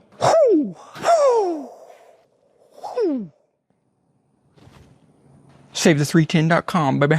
We're going to find out today if this is going to be our donor RV to start the conversion process for the Elvis Presley private jet. Here we go. This RV was donated to Wings of Compassion, my nonprofit where we help veterans through aviation. Just before Hurricane Ian hit Florida, we thought we would be able to get it running in time to be able to help some of those victims of the hurricane, but turns out this one was a lot more difficult to get going. And then when we finally got it going, thank you to Bruce and Steve, it's got a huge amount of issues to it, but it does run and drive pretty good, honestly. It made it all the way to Bessemer, Alabama, just outside Montgomery, and back, which is 1,500-mile road trip with no issues whatsoever. And today, we're going to find out if this RV is either going to stay an RV like it is, and we're either going to fix it up if it's worth fixing up, or if we're going to somehow unalive it, or if it's going to live on with the Elvis Presley private jet. I hate to say it, Jimmy, but I think it's going to work. Okay, one more thing that we got to figure out is this generator. Do we keep the generator here and use it to power that?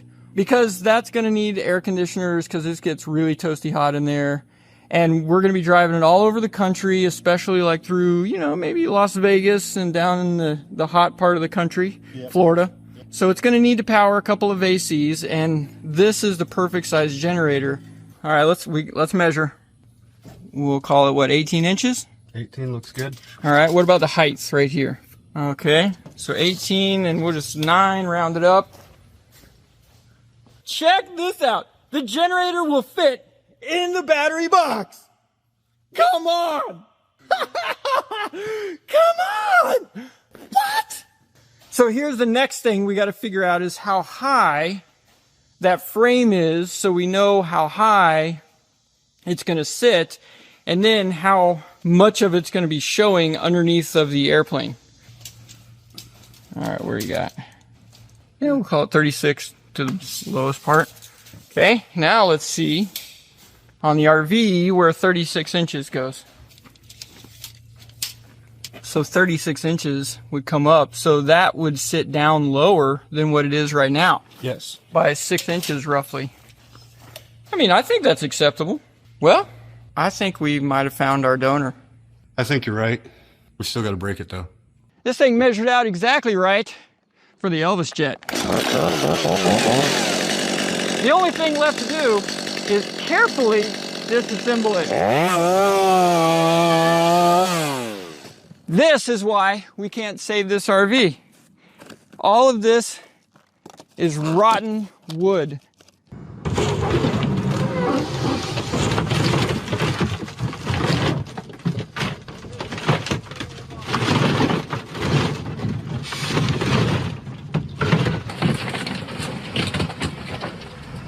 Okay. Can I get a clear prop? So here, now that we can see, you see this?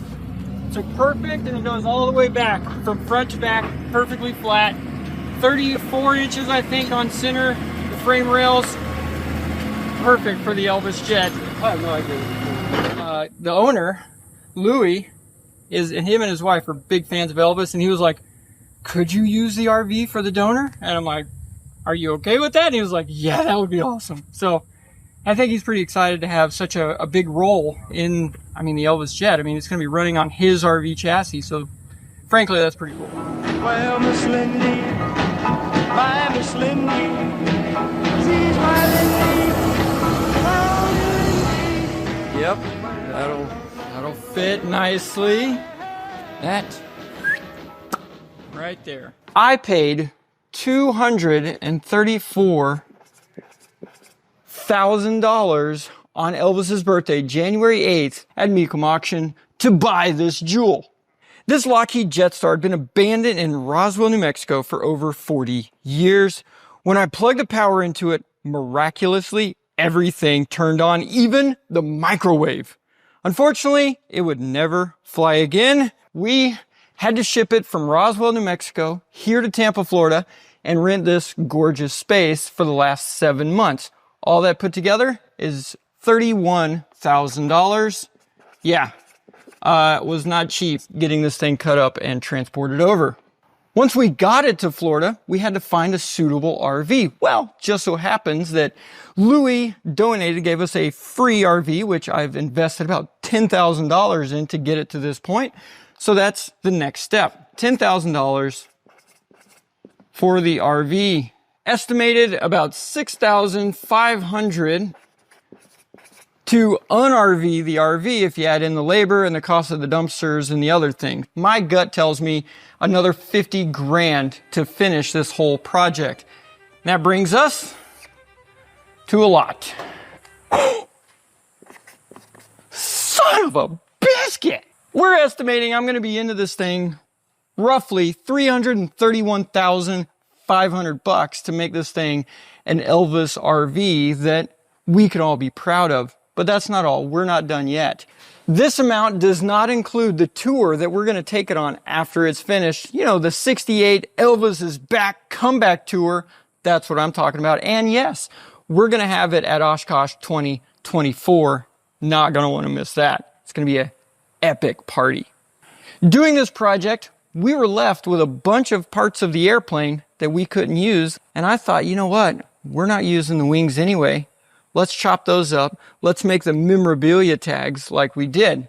And it cost $29,000 to make all those tags. On the great side of things, we launched these tags on July 4th, Freedom Day. And in the first 30 days, because I'm recording this right about 30 days later, we have sold 297 tags for a grand total of $102,000. Boom! That's fantastic. That's already knocked this down to, we'll just call that 231,000 plus that, so 230 and 30, 260. So we are now down to $260,000 into this, which is still an insane amount of money. Bada bing, bada boom. We also donated the first 100 to charity. And our first person that stepped up to the plate are RJ Iguana's Everyday Hot Sauce, number 23. And of course, yeah, he chose number 23. His name is going to go right here. Watch for the bar. There it is. Got to get that fixed. His name is going to go right here on this wall so that everybody that comes in this airplane is going to know that he bought one of the low tags and supporting the charities that Elvis would have loved, that you love, that I love. The only thing left is to put that fuselage on that chassis. We're here at the top secret Elvis Jet location. Grizzly's been hard at work and I have not seen any of this, and he was telling me a few things. It looks dramatically different, and I think we're going to be pretty close to being able to take the airplane and put it on the chassis. Here we go. All right. Holy moly. Yeah, the last time I was here, there was the trays over there. Wow, it's cleaned up in here too. Like the floors are swept. We got new shocks. You've taken all the brackets off that held the body of it on. This used to be the driving platform up here. I'm starting to be able to see it now. I'm getting excited. We've got new airbags. This is for the chassis itself. We're going to go ahead and replace the airbags. You can see he's already replaced the shocks. Do all this while the airplane is not on it. Get all that maintenance out of the way. That is exciting.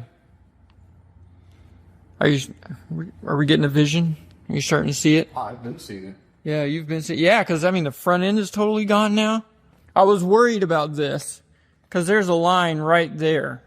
And according to some of the highway people, they consider this up here like extra and not part of the truck because it can be taken off and it's just like a accessory or something like that. Mm-hmm. So that line was what I was concerned with and where the bumper would go. But now that I see how much further the chassis comes in front of it, it comes almost to that line. And I think it's going to work out fantastic. It's going to sit right there. I think we're going to have to put some support braces in here, maybe some X braces or something in here so it doesn't twist as much. So pretty much it's going to just line right up right here. The bathroom wall is somewhere in this neighborhood here, which is right where the engine is, so it goes up anyways. And then look, the radiator is going to sit right where it's cut out anyways, and then we're just going to take some sheet metal or something and make a bulb on the back of it to enclose everything.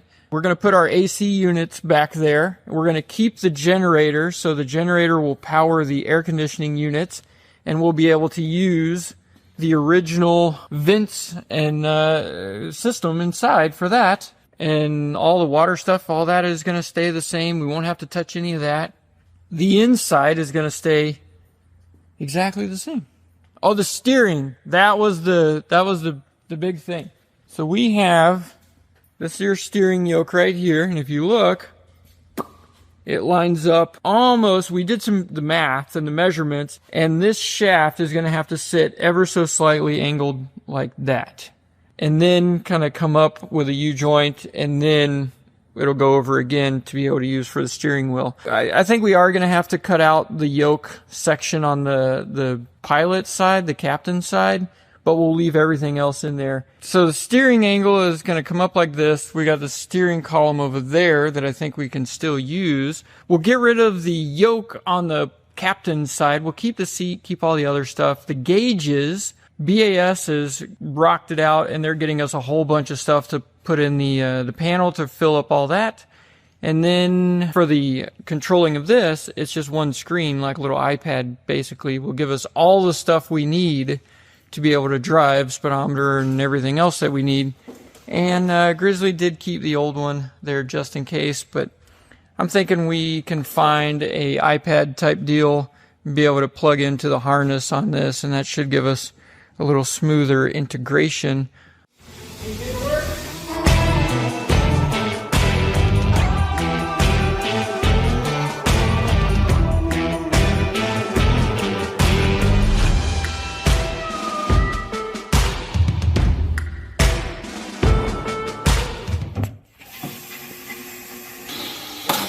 Oh, that works.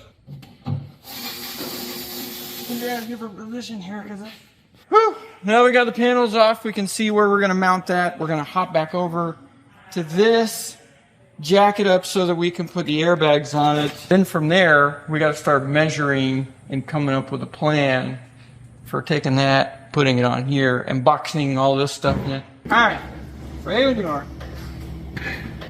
That's an RV.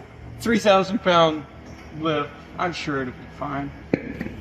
I'm sure it'll be fine. In theory, we should be able to jack up from there and have enough space to get that in, right? In theory. In theory. Yeah. Oh, yeah. A lot lighter. Oh, yeah. I like that. Go off primitive. I think that's about it. It's much room there. Let's see if that's gonna break. How did it go in? See that hole? Yeah, the hole goes to that. Yep. But that hole goes down to that. Now this went on the outside like this. Correct. Right? Okay. So did you get it in this way? I pulled it out from this side. Okay. Because they were collapsed. I just had to spin it. Not like that.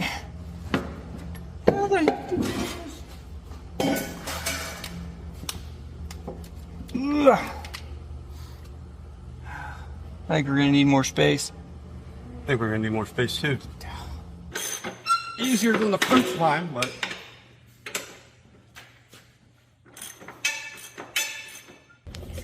if my math is correct, put a mark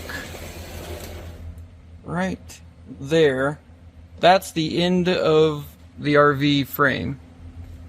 And it'll come to this section right here, which is right there. So we need to figure out how we're going to attach this to the RV frame. It has a really big lip on it like this. I'm thinking we could drill through that and just a box down here that it connects to, or a rubber isolator here. Yeah, I'm thinking drill a hole, rubber isolator, and just call it a day. Keep it simple. Because really it's just sitting on here and sliding back and forth. So if we make sure we can hold it up to keep some of the vibration from the chassis to this, and then somehow secure it so it doesn't slide back and forth front to back, I think this could work. And we may even end up doing a few of them. That could work. Shoot, we got 3 of them right here to get to. You go up. Put one of these on top. Can you go up any higher? Oh yeah. Okay.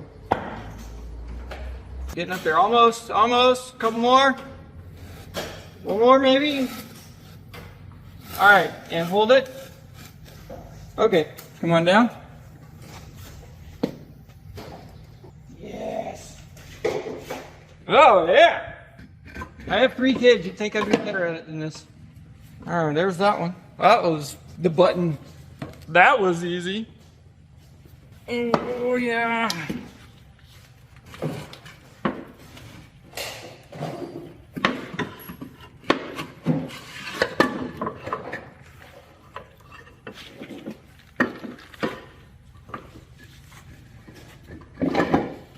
Okay. Everybody got your fingers in there? Yep. Good? Yeah, coming down. Not gonna lie, that slightly concerns me. Nah. All right. We're gonna take the blocks off. Here, no, get back on that side. How about we jack the axle up? Nope. Get back on that side and let's at least get it under there for safety, and then we can lift the airbag up a little bit and put bolts under it. Because what I don't want to have happen is for whatever Just holding it up to holding this thing up to decide to go. Today's day. Whoop bam! With a bunch of weight on it. Good Lord, did you tighten anything down? Yeah. What happened here? It won't tighten no more. You broke the jack. Yeah, it's not going up no more. Not gonna see our party today, kids. I mean, who knew that my made in China jack, after about 15 years, decided to break? I mean, if I'm honest, that's a pretty good lifespan out of it. I think it's done good because it's lifted this frame at least 8 times, 10 times before it finally said, okay, I'm done. Okay, well, there you go. So over lunchtime, I guess we'll stop by Napa. All right, well, so let's leave. I'll crawl under it, don't worry. Should we like jump on the frame or something first? To see what happens? Just to see what happens. Those are some famous words. I love it. Let's do this just to see what happens. Yeah, I mean, if I can stand on it, I'll just say go under. And I've got a hammer, so.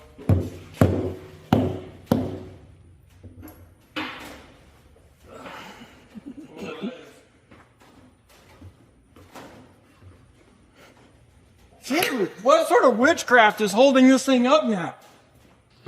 Ooh. That's some serious flex in this frame. If you come back here, the whole thing looks like a curve. It just goes, ooh. Look at this. Watch this. Wow, that's a lot. Hold on. Here, I'll just stand right here. Yeah. There we go. Perfect. And this, boys and girls, is why we need to do a whole bunch of bracing on that frame so that we don't have the twist in it like this. All right, China, what do you got for us today?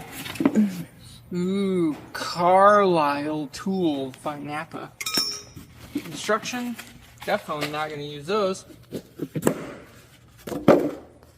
Wow. That's bit of an upgrade. Bigger than the other one, isn't it? Huh.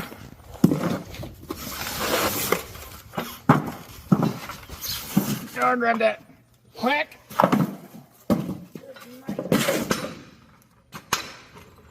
Oh, wow.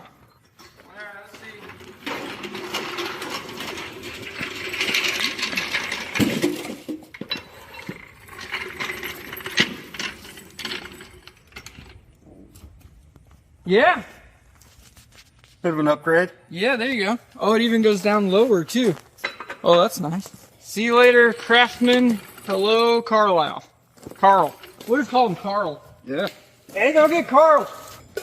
Okay. All right, let's see. All right, Grizzly.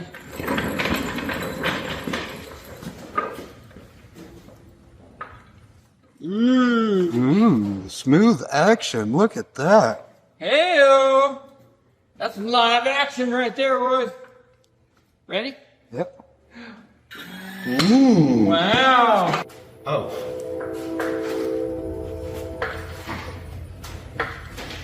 Oh, now the airbags are compressing. Okay, keep going. Almost. Almost. All right. Down. Whoa!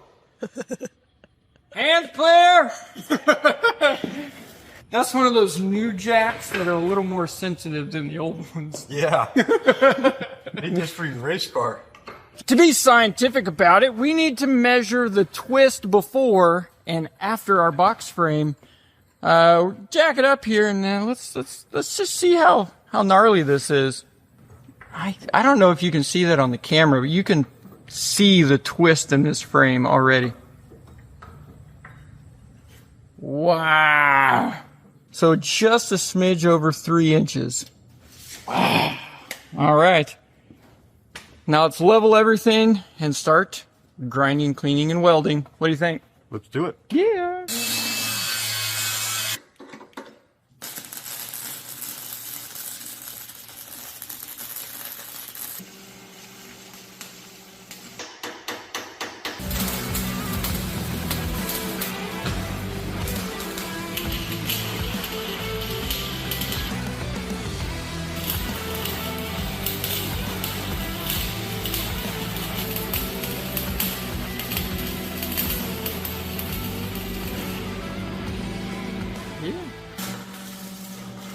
Holy moly, that guy's a rock star and seriously saved the day.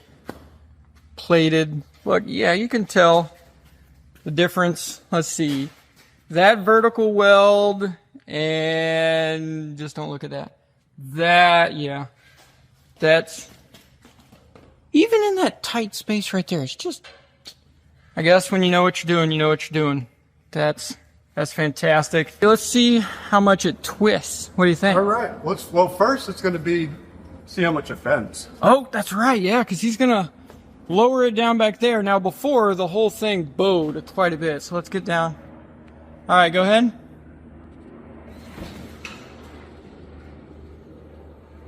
I don't. I mean, I maybe I see a little right here, but I can't tell. Put in the comments, how much do you think this thing's going to twist? It's got a little bit in there, doesn't it? Oh, and it's going up. Holy crap. What?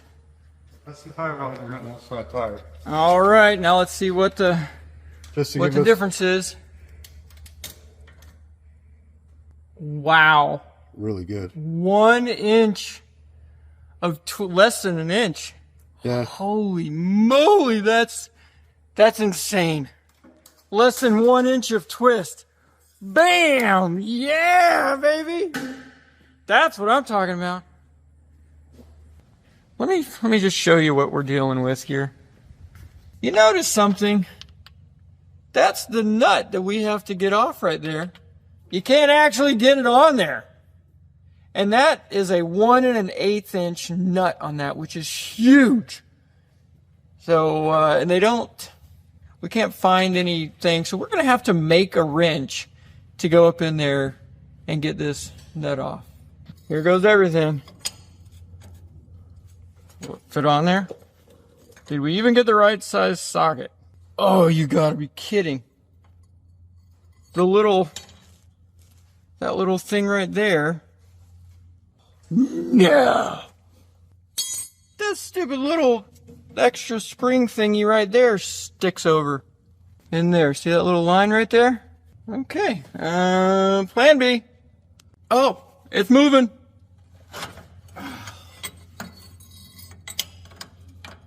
No, that stupid little, that lip. Oh, no, we can get to it on this side, no problem. Yeah, look at that. Get a little bit of a pry bar maybe and pry it up on there. Yeah. Yeah, because it's right at that, just so close. Okay, turns out, as soon as we lifted this side up, that airbag was a little bit loose where we got just enough on it. And we were able to get the wrench and pop it out. And Grizzly, do the honors. Ta-da! Yay! Yay! Now we got new one to put in. And our little magical wrench is working! Yay! Yay! Completion! We were so busy wrenching away, we forgot to film putting the new bags in, but it's pretty easy. Bolts out, new bag in, bolts in, tightens up. Now we just got to put the fittings on. Airbags are done. Woohoo! Woohoo! Woo! And there was much rejoicing. Yay! Huzzah! Yay! All right, Grizz, now the time. Got to measure the width of this right here. and then cut out that back there. Give us a little extra. See, we got pipes to keep in contact. So I'm kind of thinking the edge of this to the edge of this side, that would give us the clearance, all the clearance that we would need for that. What do you think? I think that would be perfect. 52 inches. Now on a plane, that works out well. They give you the center line right there. 26. Bam. Bam. And for the height, now we do some math. We measured how far it is off the ground. Came over here, the difference between there, and then did some math to translate it up to here and on that. And all that to say is it needs to go to this line. All right, so Steve, this side note, this is a huge torque wrench, and it goes up to, what'd you say? 600 foot-pounds. And we were trying to use that to break these loose, and we couldn't even break them loose with that. So we had to get the torch out and heat it up with big impact. So those lug nuts were over 600 foot-pounds of, stuckness on there. That is nuts. And this isn't even one of the big ones. Like this, that's a whole different world. This is a make or break moment. Everybody I've talked to said there's the one jack point up here, and they had the two back on the wings, and it was supposed to hold the entire weight of the whole airplane with engines, fuel, everything, wings, all of it. So look how tiny of a little hole that is. That's it. Oh, okay. Here goes. Because we have to lift it up high enough to be able to slide this under it. And it should clear with, 4 or 5 inches of clearance. But, yeah. This is the one, if I'm honest, I was most concerned about, because I don't know if it's going to wrinkle, if it's going to, go and bend things.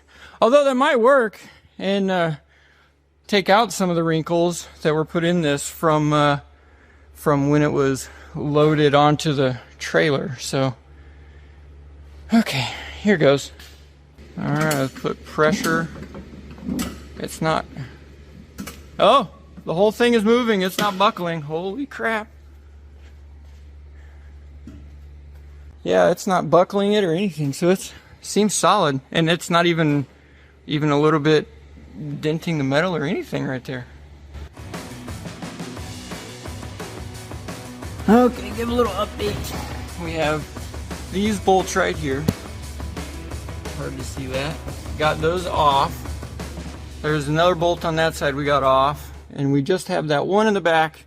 And we're going to pull this bolt out, collapse the front part to get that out of the way. And then this whole thing should come out. In theory. Should. Phew. Okay, that is spring loaded, and that should be the last bolt we need to take off before we can slide this thing out of here. So go ahead and whack. Hey, Elvis Jet is unhooked. This is kind of an exciting moment. Oh, we got fuel. Shoot. Can you grab the jug? Bucket? Yeah. We got more fuel coming out. Yay.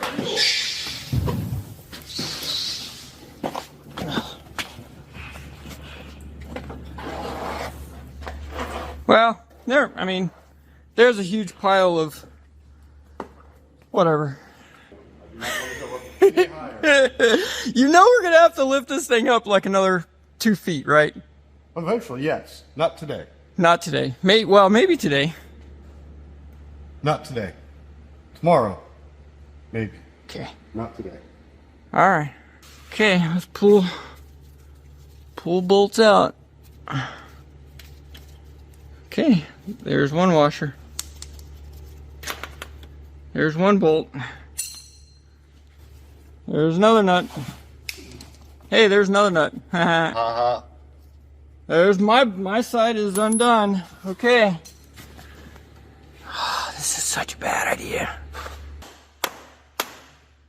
Oh, and what about that? That? Ooh, okay. Inching this thing up. You want to tug on this thing? Yes. See? Ah, man, that's in there. Usually, if I'm honest with you, I don't think I've breathed in the past 20 minutes. How you feeling? It's just another Monday, right? Oh. Well, that wants to move a lot more. Yes.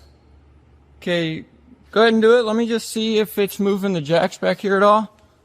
Go ahead. I see no movement back here at all. No wiggling of the fuselage or anything. All right. Just give it the real deal then.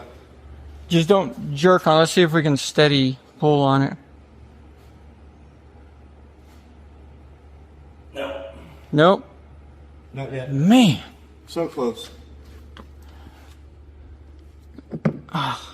Okay, well, and it still has to come up even higher to clear this, so you want to go in the back here one more round? Yeah. You don't want to, but... Yeah, exactly. No kidding. And my favorite spot ever is that sketchy jack in between a wall and no place to go if it does come down. You know, it's fine. Fine. I like it. Yes. Oh. Oh, hey. All right. Look at that. Go ahead. Okay, watch out. This whole thing's getting ready to fall down. You want me to try to pull it down? Oh. That was a big thump. That was satisfying. And totally missed my cushion. Do you feel better? I feel lots better. Now, Yeah, knock it out. Wow. I'm like, don't take my blood pressure right now. No. Holy crap. Look how flippin' high up this thing is. Is your pulse, 190-ish? Yeah. Definitely in the tachycardia range. Oh my goodness. And this is, we still got a little bit more to go before it's going to be the height that it's going to be on this. That's later. Holy crap. I won't close the door. I don't want to breathe. Yep, good. I am scared to death. We did everything stupid that somebody could do with the Elvis Jet. On Monday, we got it jacked up. We got the gear out from underneath of it and all that stuff. Well, Monday evening, our first mistake, we left it jacked up, way up. And I know that those jacks are old, and I know at least one of them leaks down. And it's now Thursday. So for 2.5 days, that thing has been jacked up, and I'm way up. So I am scared to death we're going to find those jacks bled down on one side or the other, and the whole stinking thing fell and rolled over and fell off of those jacks. I have not slept well, and I don't, it's just a really stupid thing that we did. The other thing that we kind of bonehead did on this is there are jack plates that those jacks sit on, so they're not extended out as far. Those got left in the back of Grizzly's truck, and wouldn't you know it, perfect timing, Grizzly's truck broke. And that's why I wore this shirt today. What could possibly go wrong? You can get yours. Go to save310.com, get your shirt, because days like today happen. So the camera also just would put on me. So today is going to go well. I can tell I have a feeling in my gut. It's very similar to heartburn. Yeah. It's fine. It's going to be fine. It's going to be fine. It's going to be fine. I have such a knot in my stomach right now because I am scared to death of what we're going to find when I open that door. Okay, here we go.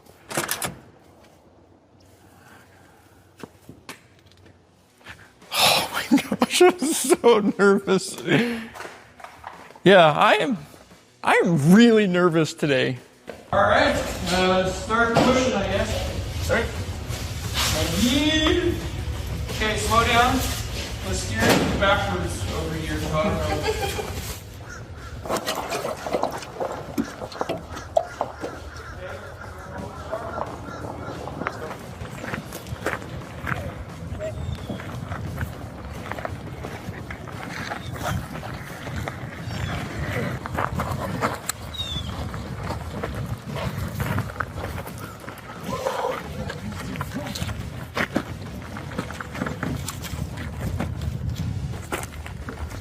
All right, go ahead.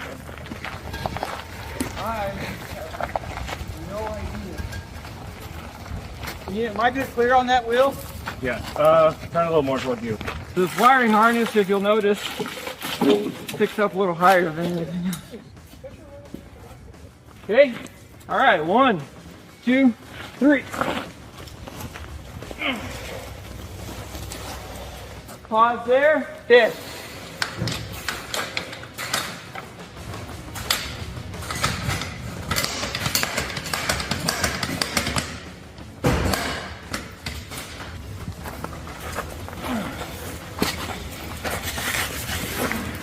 Okay, pause.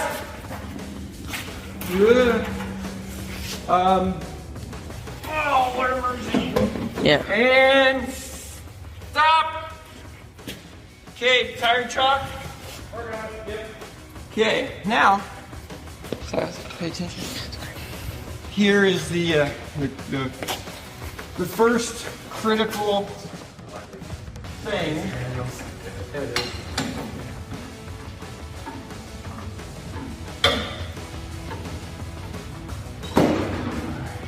Yeah, this one was all kind of happening.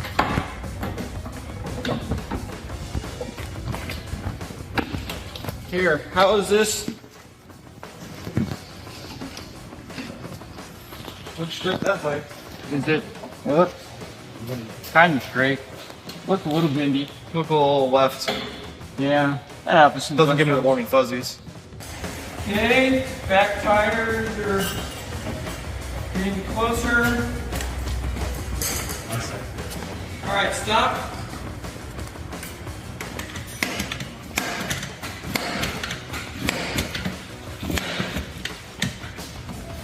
Holy, it's so ridiculous looking. Oh my God.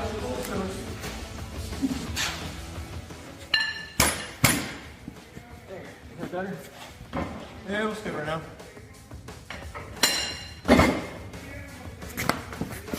All right. Okay, weight is off this one.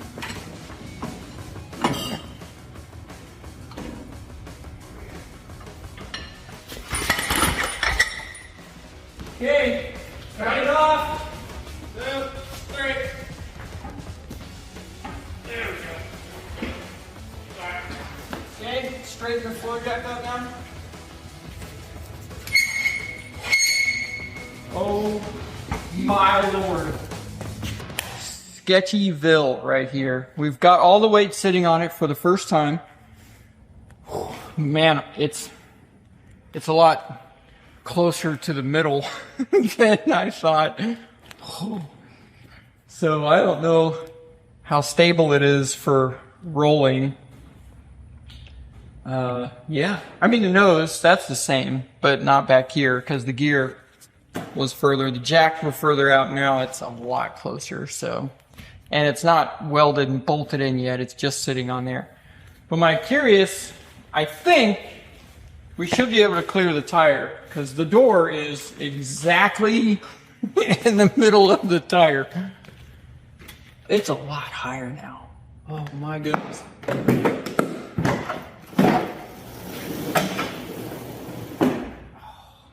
That is a lot higher.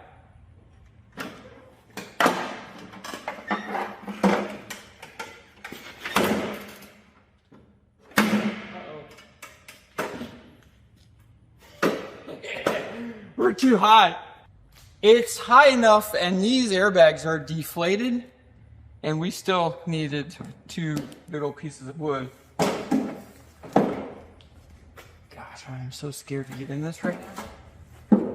Wow, it's noticeably higher. I bet you this thing is sitting plug in.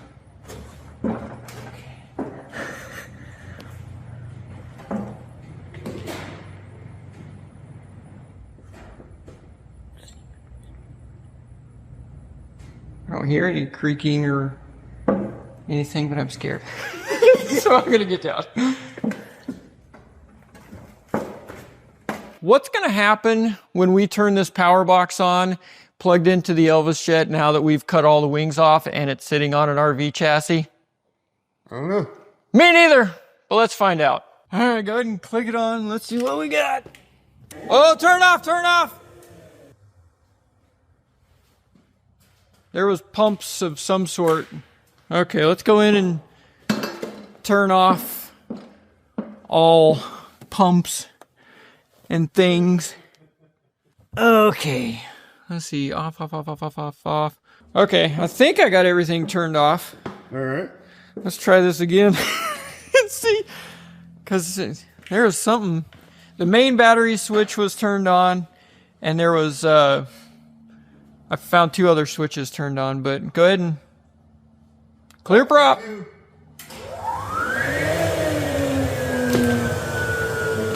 It's a fan of some kind, it sounds like. Like the battery fan. Huh.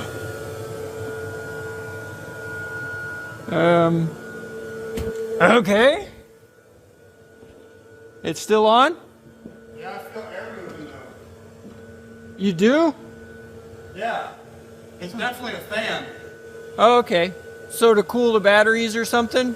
Possibly. But yeah, if you put your face up here, it's really blowing. Okay. We've had very dim lights. Yeah. Okay. Okay. Yeah, we got more lights in here. Now I think we turn our main battery switch on right there. Then that should compass light. I don't guess we need that. Okay. Okay. There are switches everywhere. You got them above you, below you, beside you, in between you. Thousands of switches and circuit breakers. I don't know what they do. To lower battery, move pop pins and push release knobs, which should be these things right here. Yeah, I already pushed that side. So yeah, that one goes up. So then, in theory, this thing should pull down. We think. Maybe. Don't do that, dude. This whole freaking thing is sitting on one jack up here. First time in 40 years at least that this battery tray has been down. I think, is there a date code on that battery right there? I wonder if we need to push up on it and then roll it down. I don't like pushing up on it right now. Now, come down again, just kind of loosen everything up. Nope. What happened? Look, look, look. Hey! Oh, yes!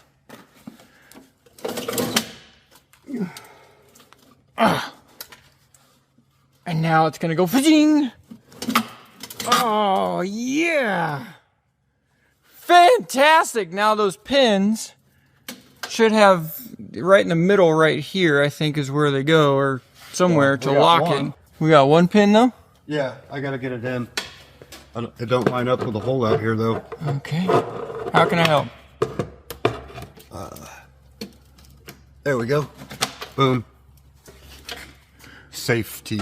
Here, we can find a punch to get on this side. Oh yeah, right there. Yep. Okay. Wow! First time in 40 years these stinking thing has been down. Oh wait, date of manufacture. 1 something of 82. Right there. And this one battery weighs 82 pounds. Shnikes. Now at this point, we're just guessing. We have no idea what this blower, we think it's the electronic cooling switch So I pulled the breaker, found that. Gonna flip the power on, see if that's what it is. All right, power's coming on. Go. All right. That was it. Let's go inside and see if the lights are brighter. Yeah, the lights are brighter in here, significantly. Now let's try my thing down there again. Yeah, there it goes. So, hey, push the buttons on the outside here. Okie dokie. All right, go ahead. Yes! Heck yes! Woo! All right, and it works better in here. We're gonna get much brighter LED lights in here so that it's brighter for you guys when you come in. Okay, well, note to self, we need to find whatever that angle of attack heater is and turn that thing off. Well, now we know. So now we have to figure out how to connect the generator, the battery, to the 28 volt system up here. Should be fine. Unbeknownst to us, the angle of attack is extremely hot. And that's that thing right there, and I can feel the heat all the way this far away. Holy cow, and then Grizzly grabbed it and you heard a tss, and it says it sizzled so hard he thought he electrocuted himself. Ooh, ouchie. Oh, that sucks.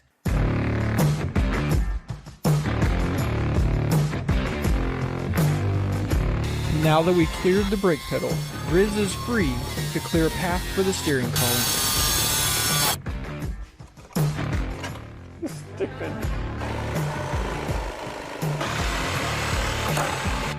That is satisfying, isn't it? Fire one.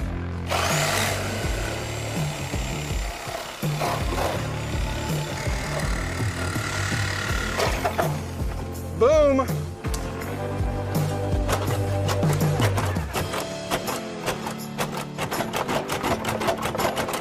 I don't think so.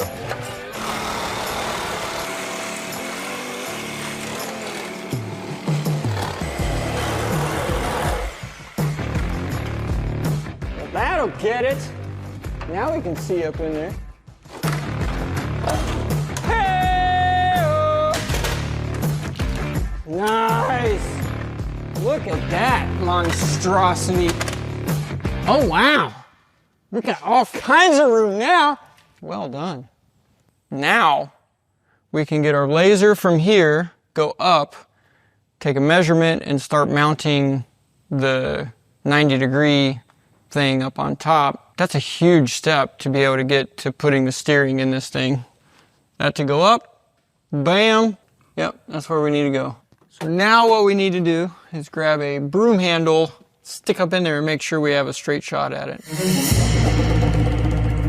Samurai.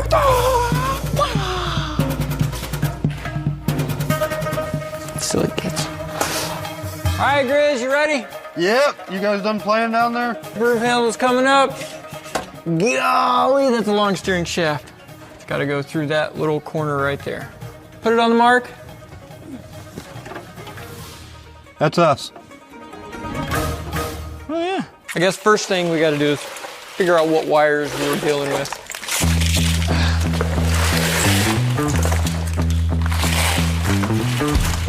Yeah, man, I had all this stuff straightened out before we moved it. Aha! This is the transmission selector, which we need, definitely, to go up there. Okay, so this is the wire harness here, so I can separate it, I think, from here. Yeah, I think I can just route that individually, so we can come off of this, route it wherever we need to go, up and in. Sweet. Hey, Grizz. Yeah. You know where we can mount this thing? In here somewhere. All right. Okay. Now I gotta find that plug there, somewhere in this mess.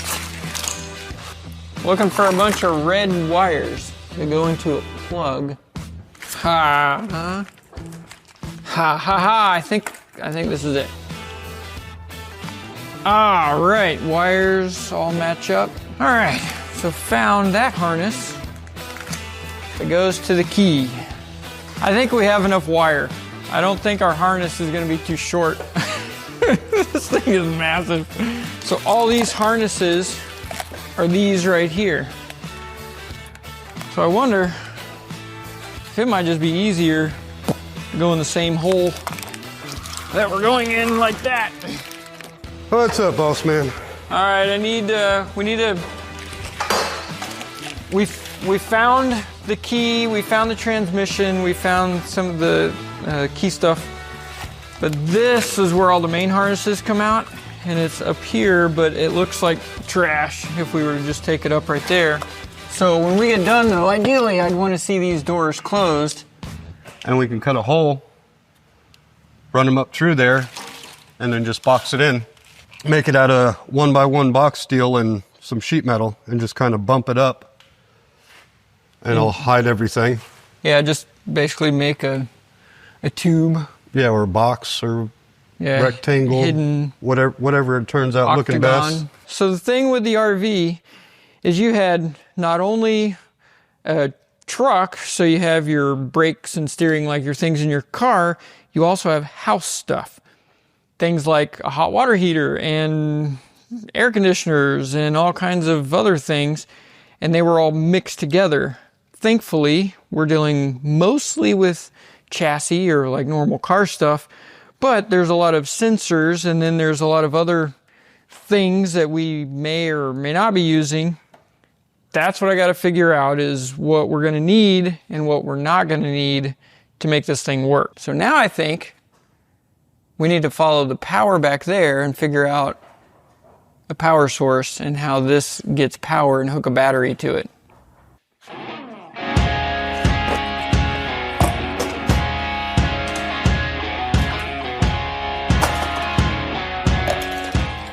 We have to get the electrical system of this talking to this. We start with the batteries right here, 12 volts DC.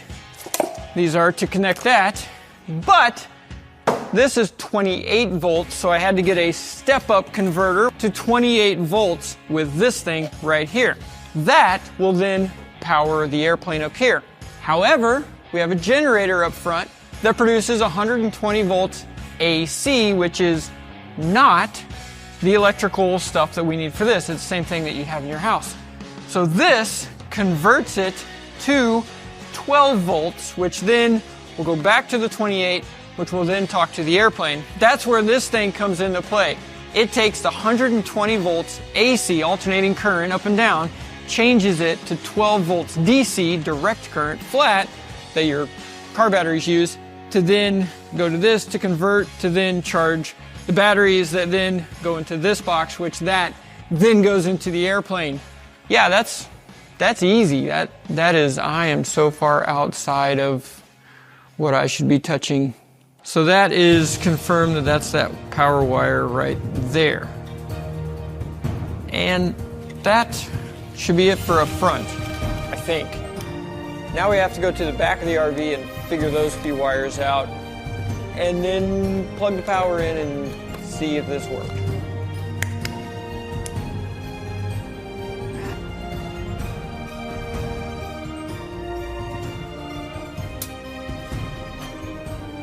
If I did my math correct, this thing should turn on when I turn the key. Go ahead and put in the comments if you think that's going to happen or not. Here we go. Oh, we got relays and beeping. Clicking. Clicking. Hey, the gas gauge is working. So, all right, are we ready to see if this thing will crank? I'm ready. Okay.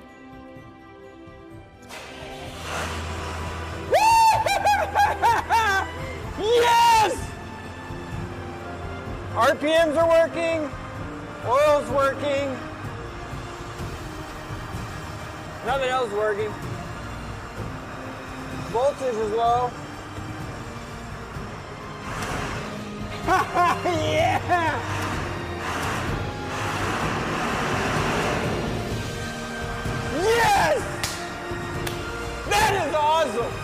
Everybody do a victory dance. Yes! Super duper, gang. Yes! We still have so much work to do. First, we have to cut a hole and make sure we can mount the steering shaft. Ow. Now to go from the frame up to the steering box up in the cockpit. We start down at this end. That's going to connect there at some point. And then it goes way up here. Then we have our box that sits way up here inside the cockpit and our steering that comes over there. The first step is to get our steering box in the location we think it's going to go, finish the bracket, weld it, finally put some paint on it. This is the floor of the RV. It went that way. Brake pedal is here. Gas pedal is right here. This is where the steering column came up. Now we have to fit this inside there, but that is all the stuff that would go under the floor, and in the Jet, it won't fit under the floor with everything else that's down there. So what if we took it and we, instead of it being on the floor, we flipped it up like that, and you'd still have your brake pedal, and then all of the brake lines, all of these would just turn and go that way down under, so we can keep everything above the floor.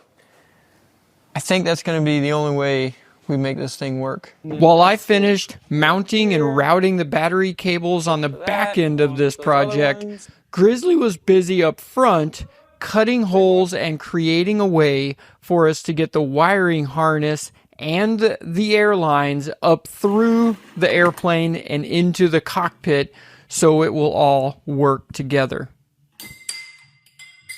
It's now time to plumb everything up and see if it works. The last one that needs to come up to the brake pedal, and it goes right there. And that's that. In theory, once I connect everything downstairs, we'll have brakes. So we're going to have this is going to be behind here when the final mounting. So that's going to plug into there. This is our transmission, which is going to be right there.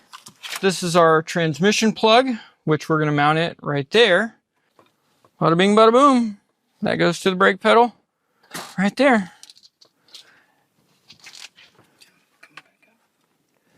Not a lot extra, but every inch matters, and that's all I'm going to say about that. Time to physically attach the steering shaft with all the wiring and all the hoses and see if we have enough room and everything works together. Alrighty, and that is me clocked. All right, so you're clocked and you're on? Not yet. Hold on. That's me clocked. Okay, but you're the lock screws. Yeah, everything is good up here. Okay. Tight. So look at that. We may not. For more than a year, I have dreamed of this day, and I can't believe how well it's all coming together. There it is. We got everything hooked up down there. Now all we got to do is hook the yoke up, and our steering should work. Is that? I think so. Oh, that was nice. Okay. So now we just need to start it up, right? Hook the brake up and then start it up. It is finally time to fully connect the batteries and take the skates off of the wheels so this thing can drive under its own power. Got it all hooked up. If my math is correct, step one, the generator should work. That's a good sign. Go. Step one. Now we need to make sure that the steering wheel, the yoke, is going to be centered and straight while we drive the motorhome down the road. Huh? That's pretty close. Okay, turn it on. Make sure. Oh, that's good. That's annoying. That's the air. Okay. All right. See if it'll start. Whoa, that started up fast. Oil pressure's up. Batteries, I'm going to turn the boost off. Oh, I hear something leaking. All kinds of leaks. Woo! Okay, I figured out what the leak is. What's that? Our parking brake came undone. Just as we started it up, we could hear a massive air leak coming from somewhere behind the dash and one of the air lines that we just connected. Push in on the parking brake. Push in on it until it builds up. We discovered it was in the parking brake, and we didn't know if we had it hooked up backwards or not. It's a lot more shaky up here. I bet. Yeah, we've got some air leaks out here. I can hear a lot of air coming. We knew there would be air leaks. Now we just have to find out how many. Watch that right there. All right, again. Up.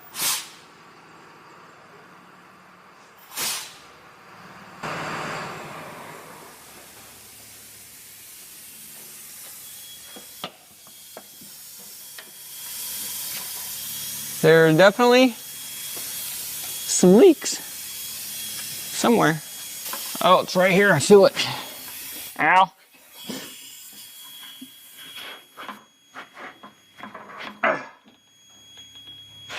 Okay.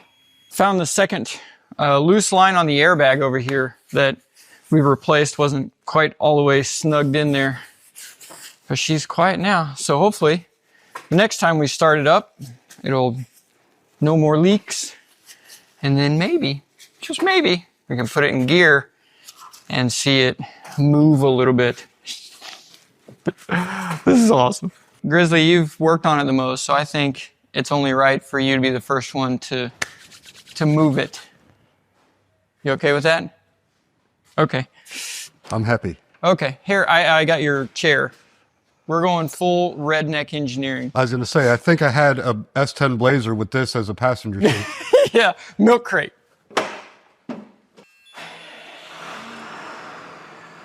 Woo, boys!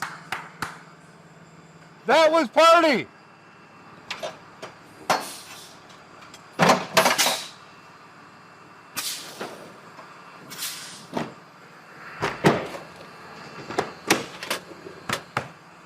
Hey, Jimmy, watch the wheels. Oh, yeah, there you go.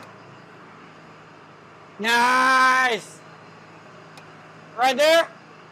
Put the foot on the brake. Here we go. All right. Switching to reverse. It did? That's reverse.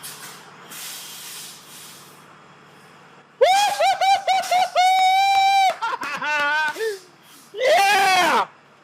This thing moves fast. This is so awesome!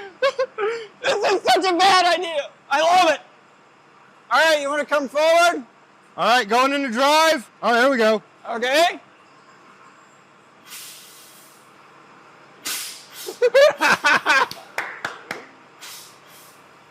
Rock star. Woo! First successful voyage. It works. It works. Well done, sir. Well done. Pretty happy. Let's put the back tires on it and take it through McDonald's drive-thru.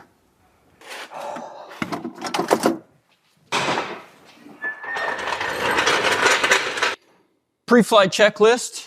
Nervous pee? Check. Check. Tires are on mostly. Yep. Not quite torqued all the way, but that should be fine.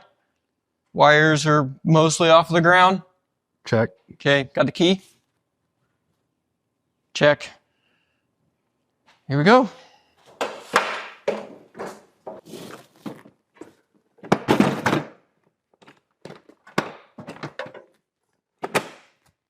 Yeah. All right, you're in. Yeah, I'll admit, that's a little unnerving. Lucky, it's like you are in the space capsule and you don't open that door till you splash down. Okay, clear prop. Here we go. Oh, yeah. Wow. The seat really makes you sit up kind of high, doesn't it? Yeah. Dude, there is zero visibility. Holy crap. Oh, wow. The whole thing is just moving just by me doing this. Yes. Whoa. All right. Clip wrap.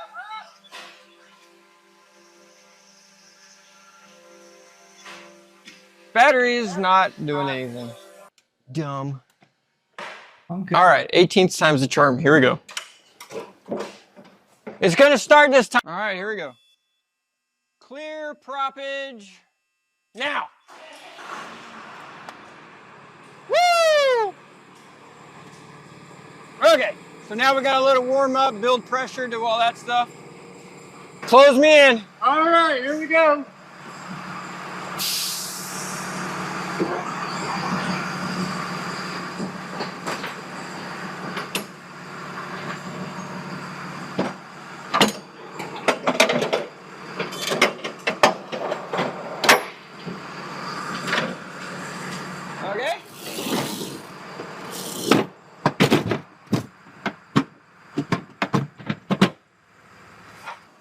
Okay. All right. Am I going back first? And turn the wheels slightly to the right. Look at it. Huh? Look. We are definitely going to need to put a camera system on this thing soon. More? No, that's good right there for now. Okay. All right. Oh, we're in reverse. Woo! Yeah, the whole bucket rocks. You got to hold on. Am I good to go? Yeah, keep going.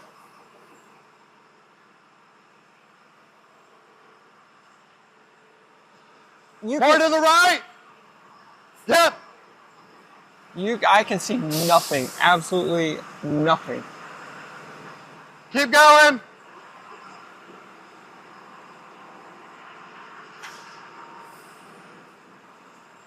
All right, straighten the wheels out. Right there. Straight back. Are we clear? Clear. This is so sketchy. Keep going.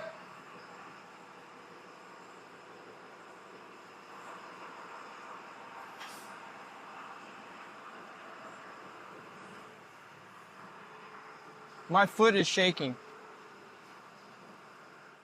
That wall is really close. How about the other side? What? How are we on both sides? I drive by faith, not by sight. You're good. You're good. Oh, I'm scared. So I guess the back is outside.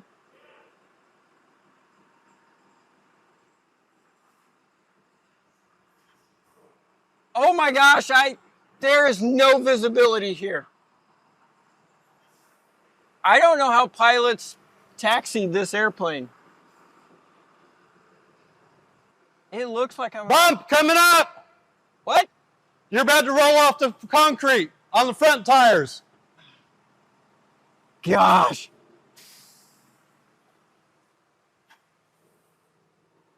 There it goes. Ready for a drop. You're good. 100% on gravel now. Let's go!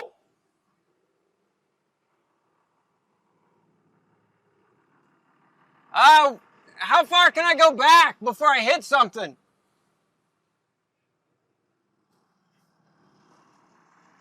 All right, that's good right there. You're 100% out of the building now. The most sketchiest thing I've ever driven in my life. And it doesn't help that the center window is still taped over with this, so you can't see out of that. And it's really dirty. This thing needs a wash. We did it! You did it mostly. We did it. We did it. We did it. I have Sheriff Al from Hernando County.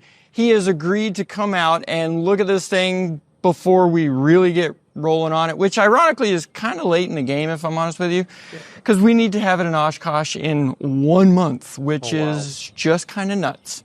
But he has agreed to graciously come out and tell us just how bad of an idea this was and if it's even remotely possible to legally drive it on the road.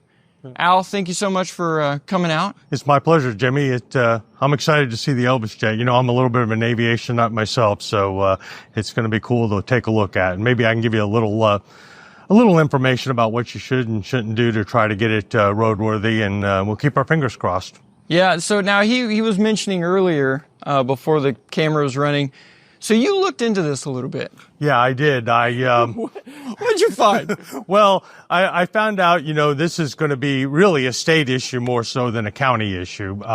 And I know that from working from the state for about 10 years early in my law enforcement career, they're very bureaucratic. And their answer usually, I know it's hard to believe, but, and their answer, typically their first answer is going to be no. You know, typically, and this is more unusual than even what they're used to. Obviously you have a plane. There's not a lot of people that do this? I don't know people that do that. And so there, you know, there's going to be some challenges. What little I know, I've seen a couple of your videos and I know there's going to be some challenges, but, whether it's going to be doable or not is ultimately going to be up to the state and see if they may have to give you some waivers and they may or may not be possible, but it's going to be interesting for me to take a look at and then maybe I can hopefully point you in the right direction. I know Highway Safety and Motor Vehicles is going to be the ultimate authority on that. Okay, that's fair. That's fair. He's never seen it before in real life, only a couple of videos, the same as you guys. Well, let's open the door and show him and get his first reaction. I've always wanted to tell a police officer to turn around and face his vehicle. That's funny. You ready? Yeah, go ahead and turn on around. Wow. Wow. So this is the jet that Elvis owned, huh? This is the one. Yes, sir. It is really something, a lot of history, I tell you. Yeah, we'll probably have to do, as you mentioned earlier, we'll probably have to do a little bit of measuring, and I might be able to give you a little hint on whether it's, it does look a little tall to me, but I'm not sure. But, and the length is, might be a little bit of an issue, but, you know, we can, like I said, I might be able to give you some preliminary information on whether it's, going to be even within tolerance as far as height and width and that type of thing. So, but man, what a relic of a bygone era, huh? It's cool. Yeah, it is super neat. Yeah.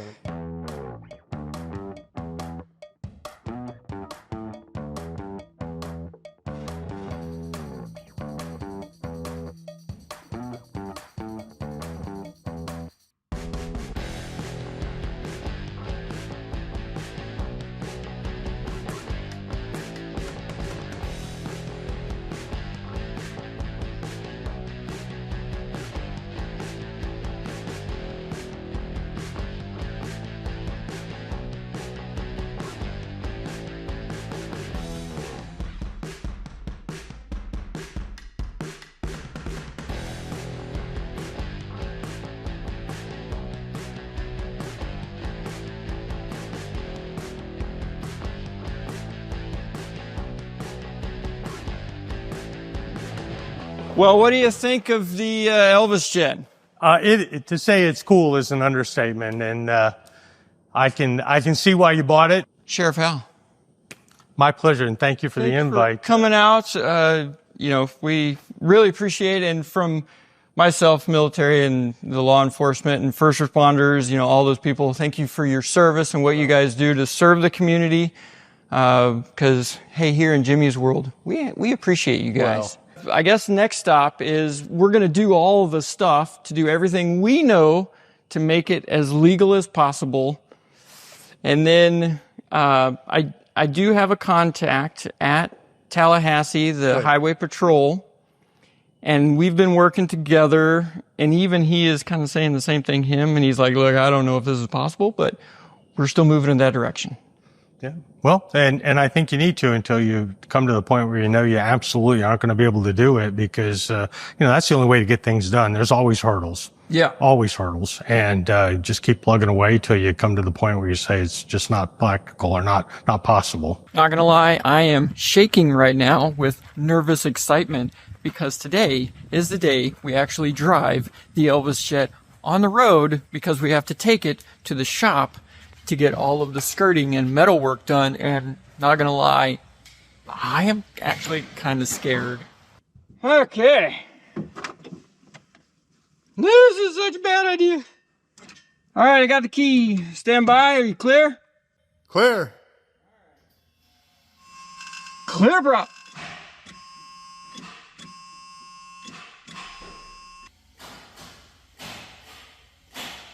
Wait for it. Now. Nailed it. Oh. Parking brake off. We have reverse. Here we go. Good?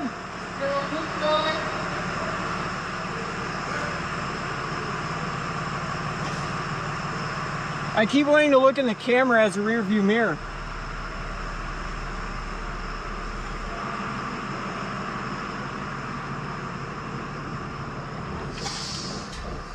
Gosh, every time!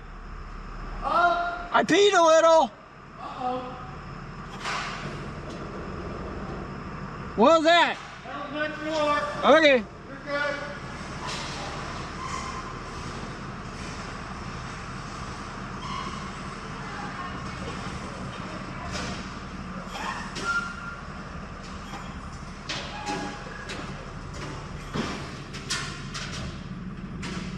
And we are outside.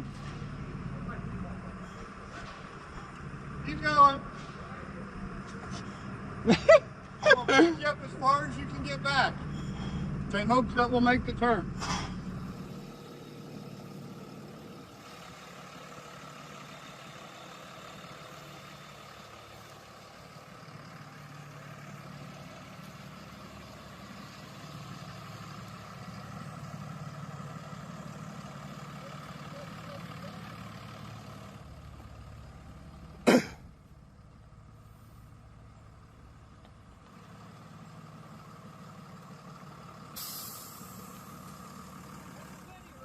Yeah.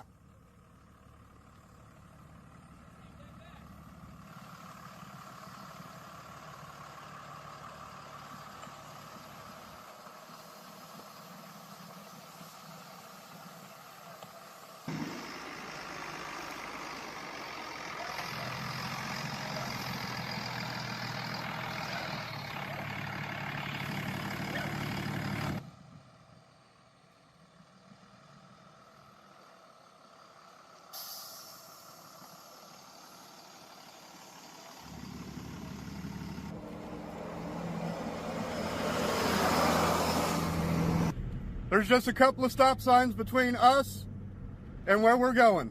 Holy moly, boys and girls. We made it! First drive. Absolutely no issues whatsoever, which is crazy. Grizzly, we made it. We made it. Were you scared? Nah. I wasn't scared either. No.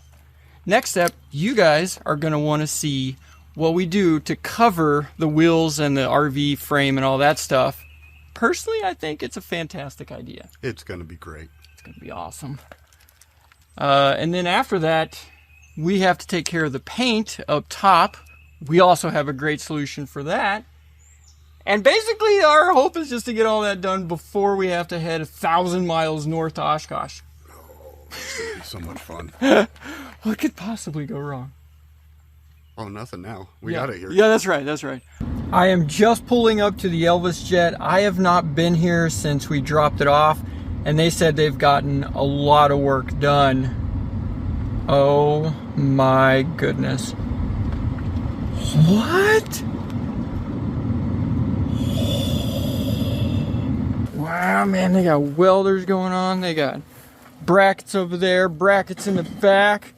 Man, this is coming along, guys. Holy cow, this is fantastic. Let's go. Hey. Wow. You guys have been at work. Hoo-wee. Man, look at that. Oh, that is fantastic.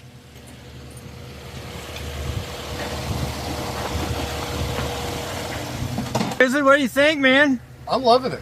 I think we're flying right along. We got Shane here, is the one of the fab guys, welder guys, welding things up. Shane, what were you just telling me about the projects that you guys do here? So Dean's Custom Sheet Metal, we do all kinds of stuff, but this one, we do a lot of random stuff, but this is one of the craziest ones I've seen so far. Like, I ain't seen nothing like it before. That's awesome. Yeah. You think it's gonna look good with the deal underneath? Once we get the stainless on this thing and that chrome be shining, it's gonna look good.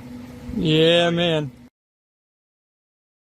We're back on the Elvis Jet today. We are working on this, as you can see right here. The obvious thing is all the skirting, and we're also getting the headlights, turn signals, brake lights, all that stuff working as well, dealing with all of the wiring.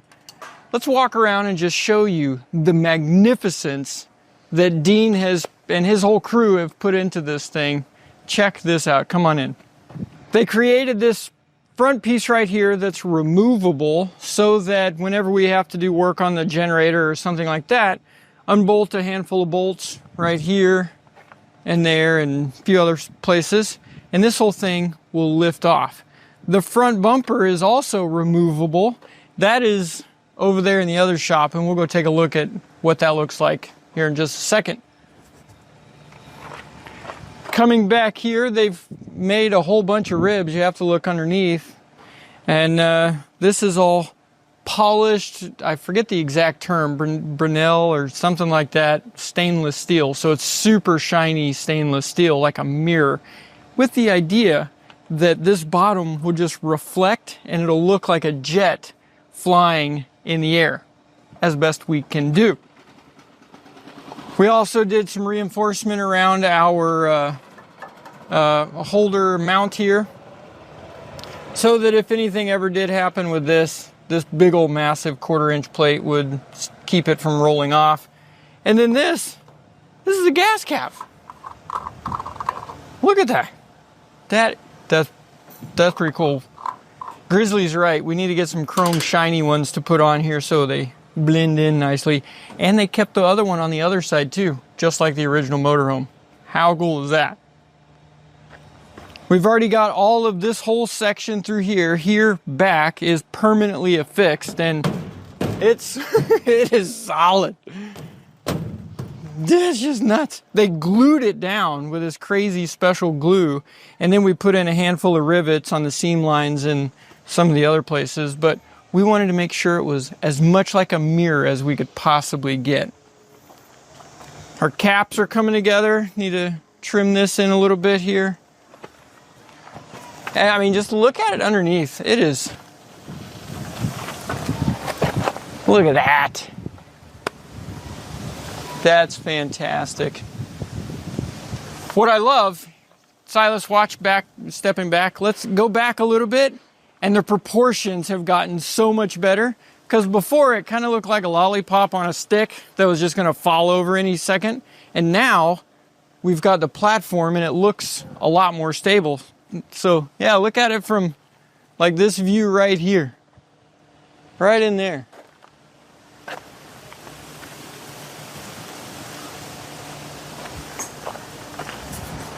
That is way better than what it was before. We got Grizzly up there. Say hi, Grizzly. Hi, YouTube. He is scraping off and going around all of the edges of all the windows and panels and everything else to make sure the surface is nice and smooth, so that when we get done with the bottom part, we get ready to make the top all shiny. That is ready to go. And we only have like 3 weeks until Oshkosh.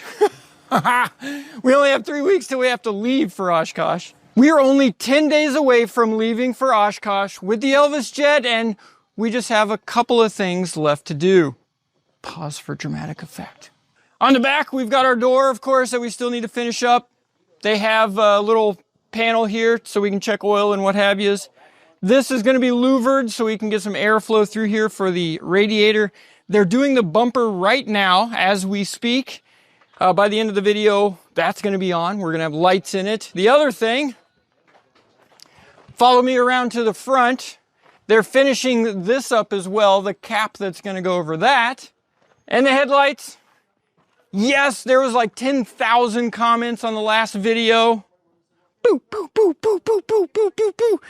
About the headlights, and the low beam goes on the outside because I had them blipped. So when we put them in, we'll make sure that the high beams are there and the low beams are on the outside.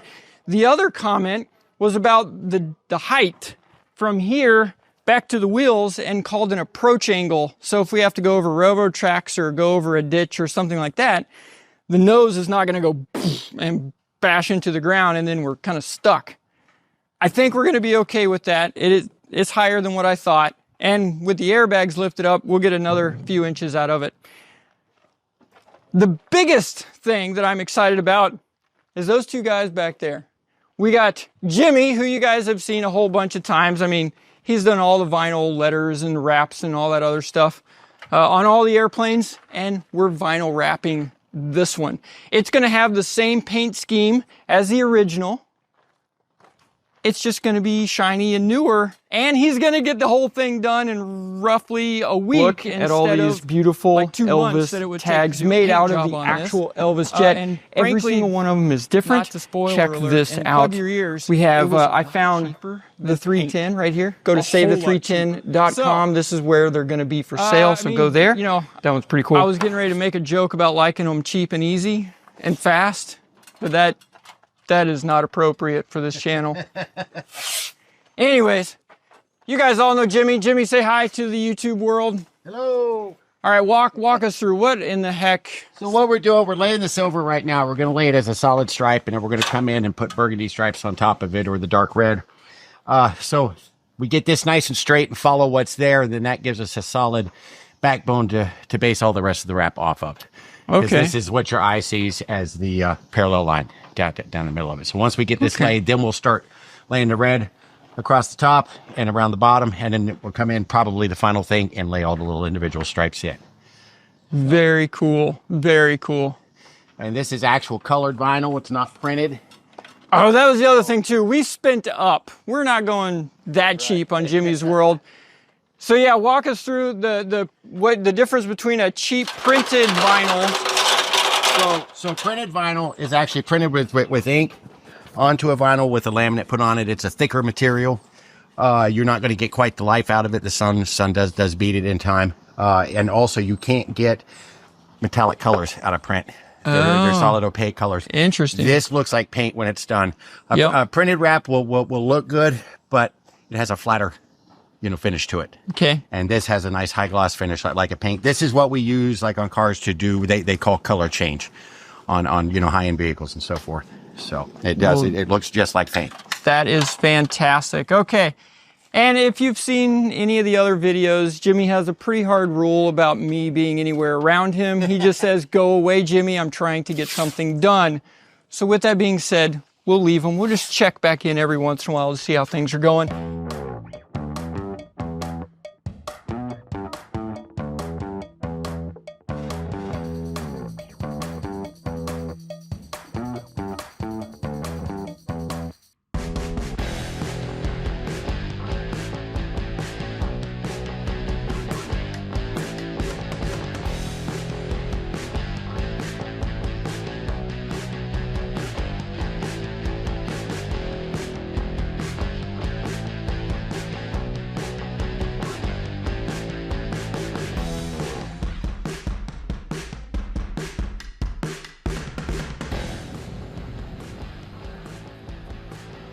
Whatever you put into a boat, a camper, or an RV, you need to be able to set that amount of money in the middle of the floor and set fire to it, and it'd be okay. Because that's basically what you're doing. Take 1 second to smash that subscribe button so we can beat Dave Ramsey and show him that this is a great investment. Best financial decision ever. It needed some work. We knew it would never fly again, but I had a plan for it. We went to New Mexico, cut the wings, cut the tail off of it, brought it back. Thank you, Tim Gentry, for that. He's got some great stories there. Check his channel out. Then we were donated this motorhome chassis from Louis and his wife. Thank you guys so much. Originally, it was for Wings of Compassion, my nonprofit serving veterans through aviation, wingsofcompassion.com. Boom, plugged it there. So if you want to support that, go there. And we'll be talking more about that here in just a second.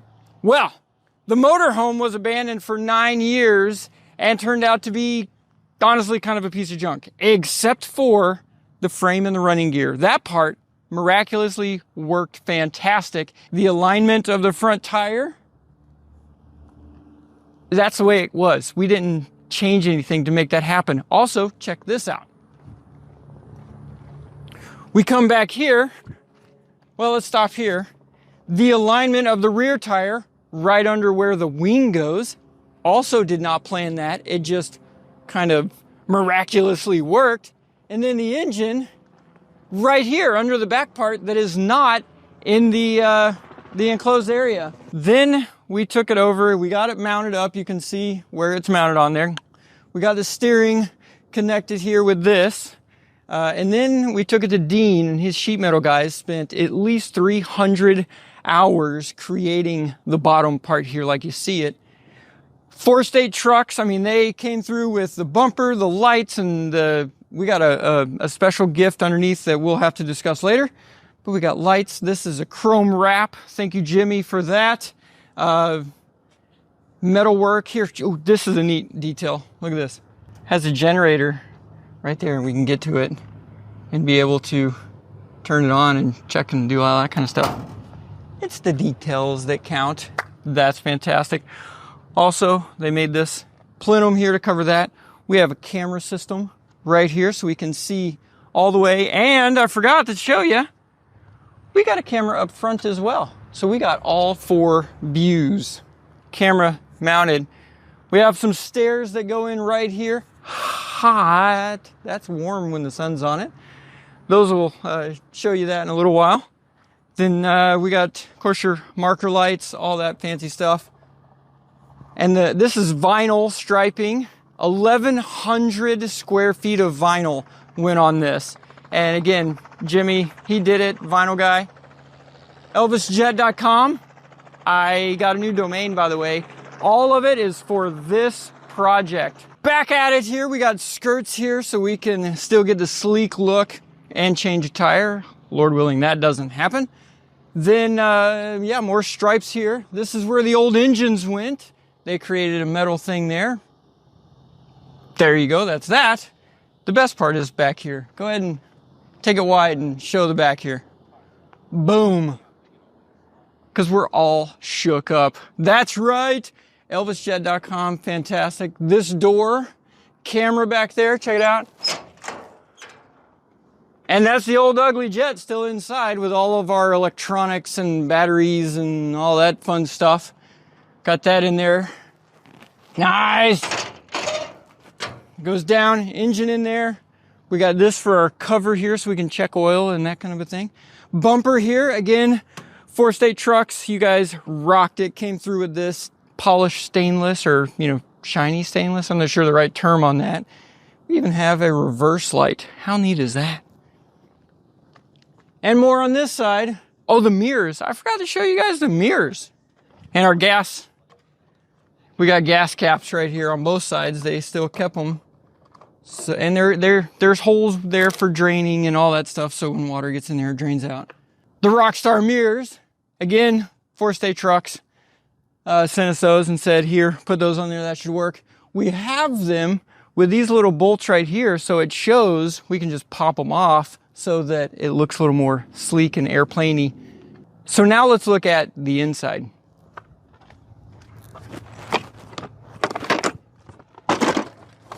Yes.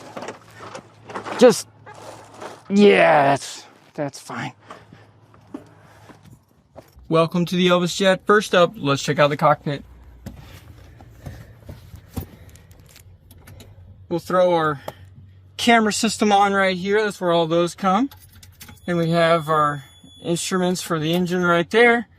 All of it, brake, all that stuff works. Transmission, we mounted down here. Windows open, which helped for a little bit of a breeze. Still needed some AC in this thing, but we're getting there. We also, BAS, those guys are absolute rock stars. Have saved us on so many projects. They have new seats that we're going to be replacing these with because they're clearly torn up and they're ratted out pretty bad. But they have new seats. They also have new headliner panels that we'll put in here to replace these because they're all bent and heat rotten and everything. Ta-da! That's kind of neat. That's my favorite part. Let's hear what they're saying back there. Oh, I can't tell. Anyways. Okay. Let's look at the back now and look how clean it is. Because Sparrowhawk, I'm just throwing out all kinds of people that's made this happen. And really have. I mean, this is unbelievably clean. This, speechless. Absolutely speechless. So thank you, Sparrowhawk, for bringing Ryan over and detailing. Check them out. They do airplanes and RVs and all that good stuff. They're airplane people as well. Bathroom. We got all the drawers in and everything, so that's all working good. I think we're ready to get on the road to Oshkosh. There's one small thing, like all big projects. As soon as we got it, everything was working perfectly fine. And then as soon as we started up to pull it out of the metal shop, we've got like 6 check engine light warning lights on the dash. Cannot figure out what it is. Some wire got pinched or shorted somewhere, or ground got pulled or something. We have no idea, but it's the most annoying buzzer on the planet. I'll be honest with you, little confessional time. I am legitimately nervous about this trip. We've only driven it 3 times total, and for no more than about 8 miles at 40 miles an hour. We've had it up to 65 once for about 3 seconds, and we have 1,600 miles to go. This is quite the test drive. Here we go, our first time we merged onto traffic. Oh, well. And thankfully, traffic is not moving very fast because it's I-4. And so we're essentially going to be stopped right up here. All right. Here we go. Turn signal is on. I can't because this. Oh, we got a car right there. And they're just. All right, they're flashing us. All right. Here we go. Our first merge. It wasn't that nuts. Okay. Okay. Okay. Okay. All right. Are you feeling better now? I mean, a little bit. We're in our lane, so we own this lane for the next 1,658 miles.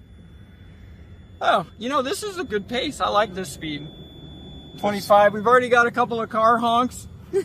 We've been on the road about 3 seconds. I love that they pull right next to us and then slow down and stay right on our left side so they can get pictures. This truck passed us and then slowed way down. And now I bet in a second they're probably going to come past us again with their window down and a phone out. Oh, there went a window up. They had their phone. Who else? Anybody else? We're just steady passing. Oh, there's a window down and a phone. This is awesome. So never put fuel in it. So I don't know if all the things, the hose underneath that they fabricated, if we're going to have any leaks or not. Only one way to find out. Fill it up. It just clicked off. We only put 62 gallons in it. Is it full? Holy cow, it's full. Look at that. Wow. Hey, our first fill up. Woo-hoo. High five. Nice. We're about to find out what sort of gas mileage this thing gets. We about to put in some petrol right now. Uh-oh. Oh, the cops found us. And DOT. Oh, crap. Grizzly, time to go. Oh, man. Really cool. Fully street legal, tag, titled, insured, everything. This is not the vehicle you're looking for. That's cool. Cool cop vibe. All right, we're good. No, a year and a half ago. Hey, Grizzly. Sir. What do we think the gas mileage is going to be? Oh, I don't know. 10 miles to the gallon, maybe. I don't know. I'm clueless. Yeah, me too. I have no idea where the gas gauge has barely moved since Tampa. Yeah, I'm going 12. Why not? Why not? All right, round it up to a baker's dozen, 13. That's my goal, 13. We'll see how close we are. We just had to pull off to the side of the road right here in Atlanta in a not a great spot. Cause see, look at this. Yeah. Okay, that's scary. You wanna know why? Because a certain person had to really go to the bathroom. That's why. We got 1 more hour, 45 minutes, and then we're at our next stop.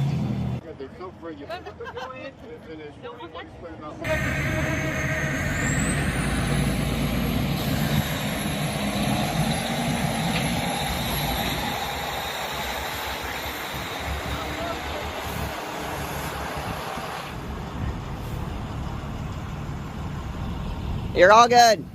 I knew it would be fine. I wasn't worried. What do you think our weigh is going to be? Ooh, that's a good question. Somewhere in the neighborhood of 15,000. Okay. Mine was 14 and change. Yeah, somewhere in that neighborhood. Okay. All right. Well, we're getting ready to find out. All right. Grizzly, you were 14, or no, 15. 15. I was 14 too, and I have it right here. Silas, you were what? 14. 14. It is 22,222. Perfect. 0. 22,000 pounds. We're a little off. Our drive axle is closer to what we were guessing. The drive axle in the back is 13. Wow, that's real back. The steer at the front is only 9, so that's why it's lifting off whenever we get over 70. Okay, we were smidge off. Smidge. We were closer to the drive axle. Yes, it's fine. It's fine. I want you to look at it and tell me. I am not sure how rock stars do this thing. Travel show. It's exhausting. Last night on the drive back, we had a couple of things. We learned that we have no brake lights in the Elvis Jet. And also, the headlights decided to flicker on and off in the middle of nowhere Tennessee mountains, which was fun. Discovered it's the switch, the headlight switch, our high quality made in China headlight switch is giving us issues, so that was exciting. Had to hold it and jiggle it every time it would flicker off and turn the headlights off. Today is on to Memphis. Yeah, going to Graceland. We'll see if she makes it, see what the reception's going to be like. Should be interesting. We'll just see how this goes, and hopefully maybe have to figure out how to fix all the turn signals and brake lights and stuff like that, because that's kind of dangerous. That's fine. It's gonna be fine. Yeah, so we almost made it. We're gonna try to go in to Graceland with this thing. Now, the last time they were a little less than thrilled whenever the truck showed up. So this time, did I call them? No, we're gonna just ask for forgiveness rather than permission. Seems to work best. And I was gonna do the meet and greet here, but honestly, parking, if I'm being totally honest with you, is horrific. Oh, we have a merge. Okay, this is gonna be interesting. All right, little car, you got over, so I'm taking your spot. Thank you. Yes. Okay, and it's right up here on the right. Here we go. I am nervous. What do you think they're gonna say this time? Go away. Probably. All right, here we go. We are turning in to Graceland. There's the other jets over there.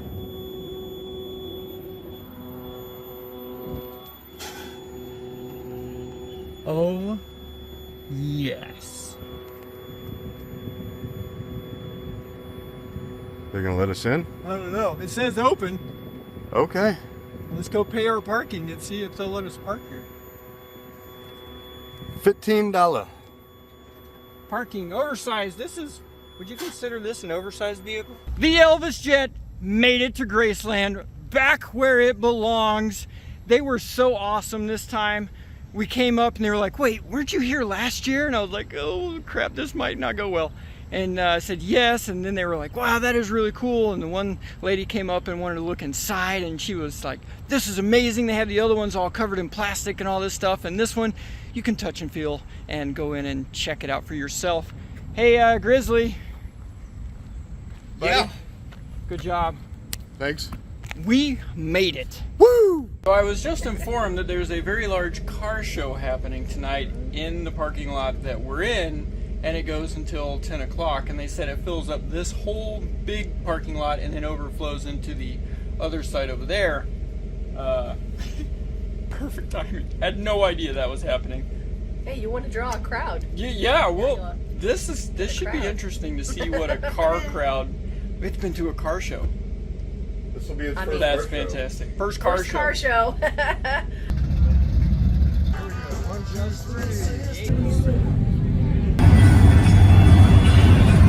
Can you guess where we're at? We made it to Oshkosh! Woo! I am so excited. They're finally done. Look at all these beautiful Elvis tags made out of the actual Elvis Jet. Every single one of them is different. Check this out. We have, I found the 310 right here. Go to savethe310.com. This is where they're going to be for sale, so go there. Woo! Woo! Savethe310.com, baby.